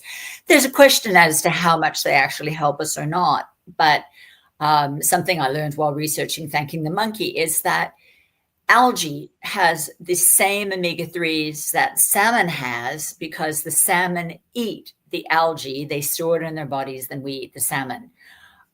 We can take out that middleman who the orcas and other animals rely on, the salmon, by eating the algae ourselves. So I do still take omega-3 supplements, but I take algae supplements. And if you just look up vegan omega-3, that's what they're made of. And it's the same stuff that is in salmon, but without the salmon. So that's great. That's a great substitute. I love it. Yeah. You know, it's interesting. I was just remembering that there's a book called What a Fish Knows. Jonathan Malcolm's book. Exactly. And it's so terrific. And if you want to visit with some of what Karen Dawn is talking about, What a Fish Knows really is a great book for that. It again, draws on the latest science. It gives you a sense of what fish are about, and you just have no idea till you check this book out. So What a Fish Knows is what it's called. I'd love to get him on the show too sometime. Yeah, he's a delight. And I just want to mention, as I said, when I was growing up, I was told they weren't sentient and they have memories of 11 seconds. And no, it actually turns out some of them use tools and some of them mate for life. So it's just completely different from everything we were taught. But still, the orcas do not have any choice but to eat them, whereas we do. So it's something really important to think about with our fish oils and our salmon passion, that we're just emptying the oceans. Yeah. I mean, it's just, it's a world that we don't know because it is underwater. But the beauty, the mating rituals, the society, it's all of these things, the sentience, the feelings, the fear, they have it all. And there is this thing that we do where we delude ourselves. Thank you for putting it up there. What a Fish Knows. Jonathan Balcom. The inner lives of our underwater cousins. Yeah, I love talking about animals with you. I love how much you know about these issues, Mark. That it's wonderful. Well, they're so very important. So Can I end on a happy note? Yes, please. I love that the Penguin movie was mentioned before, because we have another animal movie that has just come out, and the Los Angeles Times has done a rave review of The Friend. And I have not here. I think Tony's about to put up the hilarious looking photo from The Friend with Naomi Watts walking this huge Great Dane. I have not seen The Friend yet. I can't wait to see it because I read the book, which won all sorts of awards. I'm trying to remember if it won the Pulitzer or the Booker, one or the other. And it was one of a series of a trilogy that Sigurd Nunes wrote. And the first one, The Friend, about a woman who inherits a Great Dane from her very best friend who just took his own life. And the book is about her relationship with this Great Dane, and it's hilarious and it's touching. And I actually listened to it on tape, and which was beautifully read. I get my books out of the library and download the audio, but the Los Angeles Times has raved about this movie, and I'm excited to see it. And people are saying it's Naomi Watts' best work ever. Wow. So And I'm sure the dog has done a beautiful acting job as well. I'm not generally a big fan of animal actors, and there has occasionally been times when Winky, speaking of animal actors, my dog is drinking here while I'm trying to talk to you. I don't know if you can hear that. When there have been problems, but I think in general, dog actors do much better than other animal actors do. And I have a feeling that this dog is treated beautifully, both on set and off set. And I'm excited to see the movie. Well, the treatment of animals on sets has definitely improved from the old days. That's for sure. Find Karen Dawn across the universe online, which encompasses Facebook and encompasses just her website. There it is, dawnwatch.com. And I also think, as I say, that Facebook community that you've built is really a big one. So again, Dawn Watch is on Facebook as well. It's the daily animal world news watch, and you can find her here first Monday of every month. Karen, really appreciate your visits, and thank you. Great to see you. Thank you. Be well. Karen Dawn, everybody. Join the flock. Again next time for A Word About Animals on The Mark Thompson Show. On, everyone. Right on. Well, the little hand is on something and the big hand is on something else. Do they do that still in school, Kim, or is everything digital now? The kids still do it? Good. Okay. They still try to teach them how to read a clock. Yeah, that is important, I think. Now, we're at a fork in the road, as you might imagine, at this time. Tony, you can weigh in on this as well. Tony's got like 5 other jobs to go to. Maybe. Yeah. Dude, I do the Angels, and then I got to do this Korean talk show, and then I got to go do this this tamale show that I do. It's a show about tamales. It's like, geez, man, really? That sounds like a good show. Let's listen to that. I appreciate that you can work us in. I have a focus and purpose right now. I have a goal in mind, and I will make it happen. All right, good. But with this fork in the road, do you want to do some turbo news and get out, or how do you want to do it, Kim? I'm happy. No, you think we're too late? I have a very, very quick one in there. Very quick. Okay. All right. So we'll do a quickie news on the way out, and then I will take a couple of comments. I almost yellow carded somebody today. Oh, no. And he's lucky I didn't. It was Mars, and I almost yellow carded Mars. I'll tell you why. I'll tell you why at the end of the newscast. So turbo, hurry. Kim's news in a turbo fashion, and then I will fill you in and take a couple of comments. Mark Thompson Show. Yes.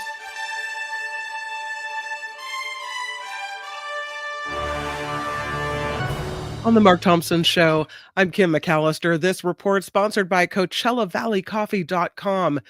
It's been a pretty volatile day, you could say, for U.S. markets on Wall Street. They swung between big gains and losses, economists calling it a tariff tantrum. The Dow Jones Industrial Average sank 1,500 points lower before moving higher and then regaining those losses. S&P 500 and the NASDAQ have also been swinging wildly all over the place, so it's been quite a day. The White House wants the Supreme Court to stop a federal judge's deadline for the return of a man mistakenly deported to El Salvador. Sunday, a U.S. district judge denied a Justice Department request for a stay on her order to have Kilmar Abrego Garcia returned to the United States. In court filings, the White House attorneys have said Abrego Garcia was deported over an administrative error, but they say they can't bring him back due to him being in Salvadoran custody now. The judge's deadline is set for midnight tonight. As Mark mentioned, to celebrate, there is Mr. Abrego Garcia. As Mark mentioned, to celebrate his birthday, President Trump is reportedly planning a military parade through the nation's capital. Multiple reports say a parade will happen through the streets of the nation's capital June 14th, the president's 79th birthday, the Army's 250th anniversary. The parade will be 4 miles long, headed from the Pentagon to the White House. The federal government revoking that's 4 miles too short, Kim. I wish it was 8 miles. Is it? Oh, yeah. I wish it were 16 miles. Every multiple of 4. I want a big parade for my Lord and Savior Donald Trump's wonderful birthday, 79 years old. That's right. If you're going to bring the tanks out, you might as well roll them all as far as possible. Thank you. Right? Yeah. Gas them up and let's keep this party going. Do it. The federal government is revoking the visas of 4 more Columbia University students. The Columbia provost says the Trump administration didn't notify them and that they were only informed due to proactive daily checks of a federal online system of foreign-born students' data. This comes after the legal status of several other Columbia students was revoked last month, including pro-Palestinian activist Mahmoud Khalil and Yunseo Chung. Here in the Bay Area, we're seeing the same thing. Bay Area universities seeing their foreign students having their visas revoked because of political activism. UC Berkeley officials say 6 students had their F1 visas revoked by the Department of Homeland Security and were told to leave the country this last week. Stanford University officials said 4 students and 2 recent graduates suffered a similar fate. The Los Angeles Dodgers are set to visit the White House today to celebrate last year's World Series win. The team expected to meet with Trump before taking on the Washington Nationals later in the day. The Dodgers reportedly made the decision to have the visit with Trump, the Dodgers players. So there you go. And lastly, tennis legend Billie Jean King has received a star on the Hollywood Walk of Fame. Oh, that's great. It is terrific. Another first for King. She is now the first woman to get a star in the sports entertainment category. That category is pretty new. It's only 4 years old, announced in 2021. The first to receive the honor, former NFL star and current Good Morning America host Michael Strahan in 2023. The Carl Weathers, who played for the San Diego Chargers, but is best known as Apollo Creed in the Rocky movies, is the second. And King is honored for her work in the PBS documentary series Groundbreakers. Oh, okay, I'm sorry. So let me just get, so the others that you mentioned were athletes who also got stars. Right. Is that the point? In the sports entertainment category. Okay, Carl Weathers and then Michael Strahan. Okay. Right. And now Billie Jean King. Billie Jean King. Love it. Yeah. This report is sponsored by Coachella Valley Coffee. It's a little bit of heaven in your coffee cup. The coffee amazing, the tea, chef's kiss. CoachellaValleyCoffee.com. It is fresh beans for the coffee, all organic from women-owned farms. How do you not support that? And to top it all off, the cherry on the sundae, you get your 10% exclusive Mark Thompson Show discount by typing in the code box, Mark T, no spaces, Mark T, and you get your 10% off. CoachellaValleyCoffee.com. I'm Kim McAllister. This is The Mark Thompson Show.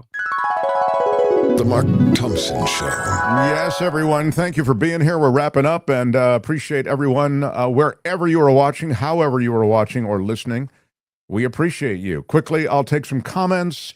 Rich people are beneficiaries of the tax cuts. I assume that's why they're being silent, says Yana Luque, with a almost €6 super chat. Yana, I think there are 2 reasons. First of all, they're not completely being silent, but let me just quickly, in 20 seconds or less, tell you that CEOs, as mentioned in the first half hour, CEOs are quiet because they're scared. Donald Trump can take all kinds of retribution and revenge on big companies, publicly held companies. So CEOs have almost a fiduciary responsibility to those stockholders, et cetera, to the public that owns the company, to kind of just take it and shut up about it. So it's a weird place that CEOs find themselves in. That's part of the rich people, as you describe them. And then I think there are also others who are in this crew that are kind of waiting for the storm to pass. They also don't want to arouse the ire of the king. And the last thing I'll say is that, again, there are rumblings. The Wall Street is making noise about this as well. And those are some rich people who are included in all of that. The tech bros are losing their mind over this. Joy Branson says, thanks to all of you for being voices of common sense. Well, most of the time. We read that earlier, and then thank you again. Scrolled is better than trolled, says Harry Magnan. Thank you for a $2 super chat. Lucy McAllister, my favorite McAllister, with a $20 super chat. We appreciate it. These are tough times in the independent media world. And good Lord, what's he going to do for his 80th birthday? From the Bay. It is, it's tough to top the 79th, but the 80th probably be quite the party. Does the loser of the drop not get played again? I don't want to think that I will never hear them again. No, they just don't go, they still go into rotation. But the loser of the drops, by the way, did we play the drops that are going up against each other this hour? I don't know if we even did. No, you didn't. I was going to ask. Oh my God. I wrote This it in is private crazy. chat. I mean, this is malpractice on this show. What's happening right now? So this hour, and this continues for the next 12 hours or so. The voting till midnight tonight, West Coast time. So 3 a.m. on the East Coast. You can vote for either. You just don't get it, do you? Yeah, You either don't. either that or. I love it when you're angry. Okay, again, either. You just don't get it, do Yeah. you? You don't. Or. I love it when you're angry. Okay. Oh, it's- they're both so good. Yeah. Oh. It's just don't get it versus. Oh no, it's not that, is it? It's itty bitty weed. Itty bitty bit of weed. I'm sorry. It's an itty bitty bit of weed. I screwed it up again. Speaking of malpractice, it is. You just don't get it, do you? You don't. That or It's an itty bitty bit of weed. the other one, angry, I think, is in the first one, right? Isn't that Love It When You're Angry is up against Wild Idea, and Love It When You're Angry is losing by a lot to Wild Idea. So go back. It's either itty bitty bit of It's weed. an itty bitty bit of weed. Yeah. Or you just don't You get it. just don't get it, do Yeah, you? yeah, there You you go. don't. Okay. So that's where we are. Blue Spark, thank you for a $5 super sticker. Appreciate that. A big shout out to you Big and shout everybody out. who supports us. And Jane O saying, I'd rather my tax dollars go to veterans benefits than to Donald Trump's birthday. Karen says, oh, geez, Trump finally gets his fascist-inspired military parade. I agree. I think it's crazy. And then finally, Mars says, Mark, Trump is talking to reporters live, Mark, if you want to hear the news direct instead of believing speculation like from CNBC false news. Mars, I don't know how to say this. I'm going to say it in a pleasant, polite way because that's my way. You are a troll. I tolerate you because I am the king of this broadcast, and I tolerate trolls. It's a weakness of mine. I have been told by many that I tolerate way too much in the chat, and you are an example of way too much. And here's the part of your, and again, I don't mind you being critical of me at all. Like, so when you say, if you want to hear the news direct, instead of believing speculation, like from CNBC false news. I've run nothing from CNBC that isn't absolutely, indisputably corroborated, all right? So there is nothing that I have run today from, and I like CNBC because they're a financial news network, and so a lot of the people they have on, economists and other experts in the financial markets, really add to the conversation. That's why I run them. If you think running Trump live from the Oval Office helps any conversation, I don't think you really believe that. I think you'd just like to troll me. So you're nuts. Donald Trump lies. He lies continuously. You're not going to get anything but more lies from taking his feed from the Oval Office live, okay? When he's got something to say, I'll run it. I run a bunch of his stuff, and I'll continue to run his Oval Office stuff if it's pertinent, if it's relevant. But him just deluding the nation, and you among them, I get it. You're a MAGA guy. Great. Fine. Don't troll me. I will throw you off of this platform. I'm just at a place now where I'm underslept. I'm irritated. I'm working hard to keep us on the air, and I don't need an asshole on here just kind of stirring the pot, okay? I actually like that you're in the platform and in the chat. I don't mind that. I actually, as I say, I like it. It's not even because I think it's important to have like opposing views. But if you're just going to troll me, I just am going to red card you, dude. I don't need it. And I'm not in the mood for it anymore. I work too hard to be trolled. Okay, so just stop it. I'm going to ask you to respond substantively to things. If you have something substantive to say, I will respond to it. I think you can be funny also. Please stay in that space. If you come after us with that bullshit, I will throw you off because I've just had enough. We work too hard for me to endure this day after day. Okay, so that's where I am on that. So, Good day, sir. okay. All right, and with that, listen, can't we all join hands?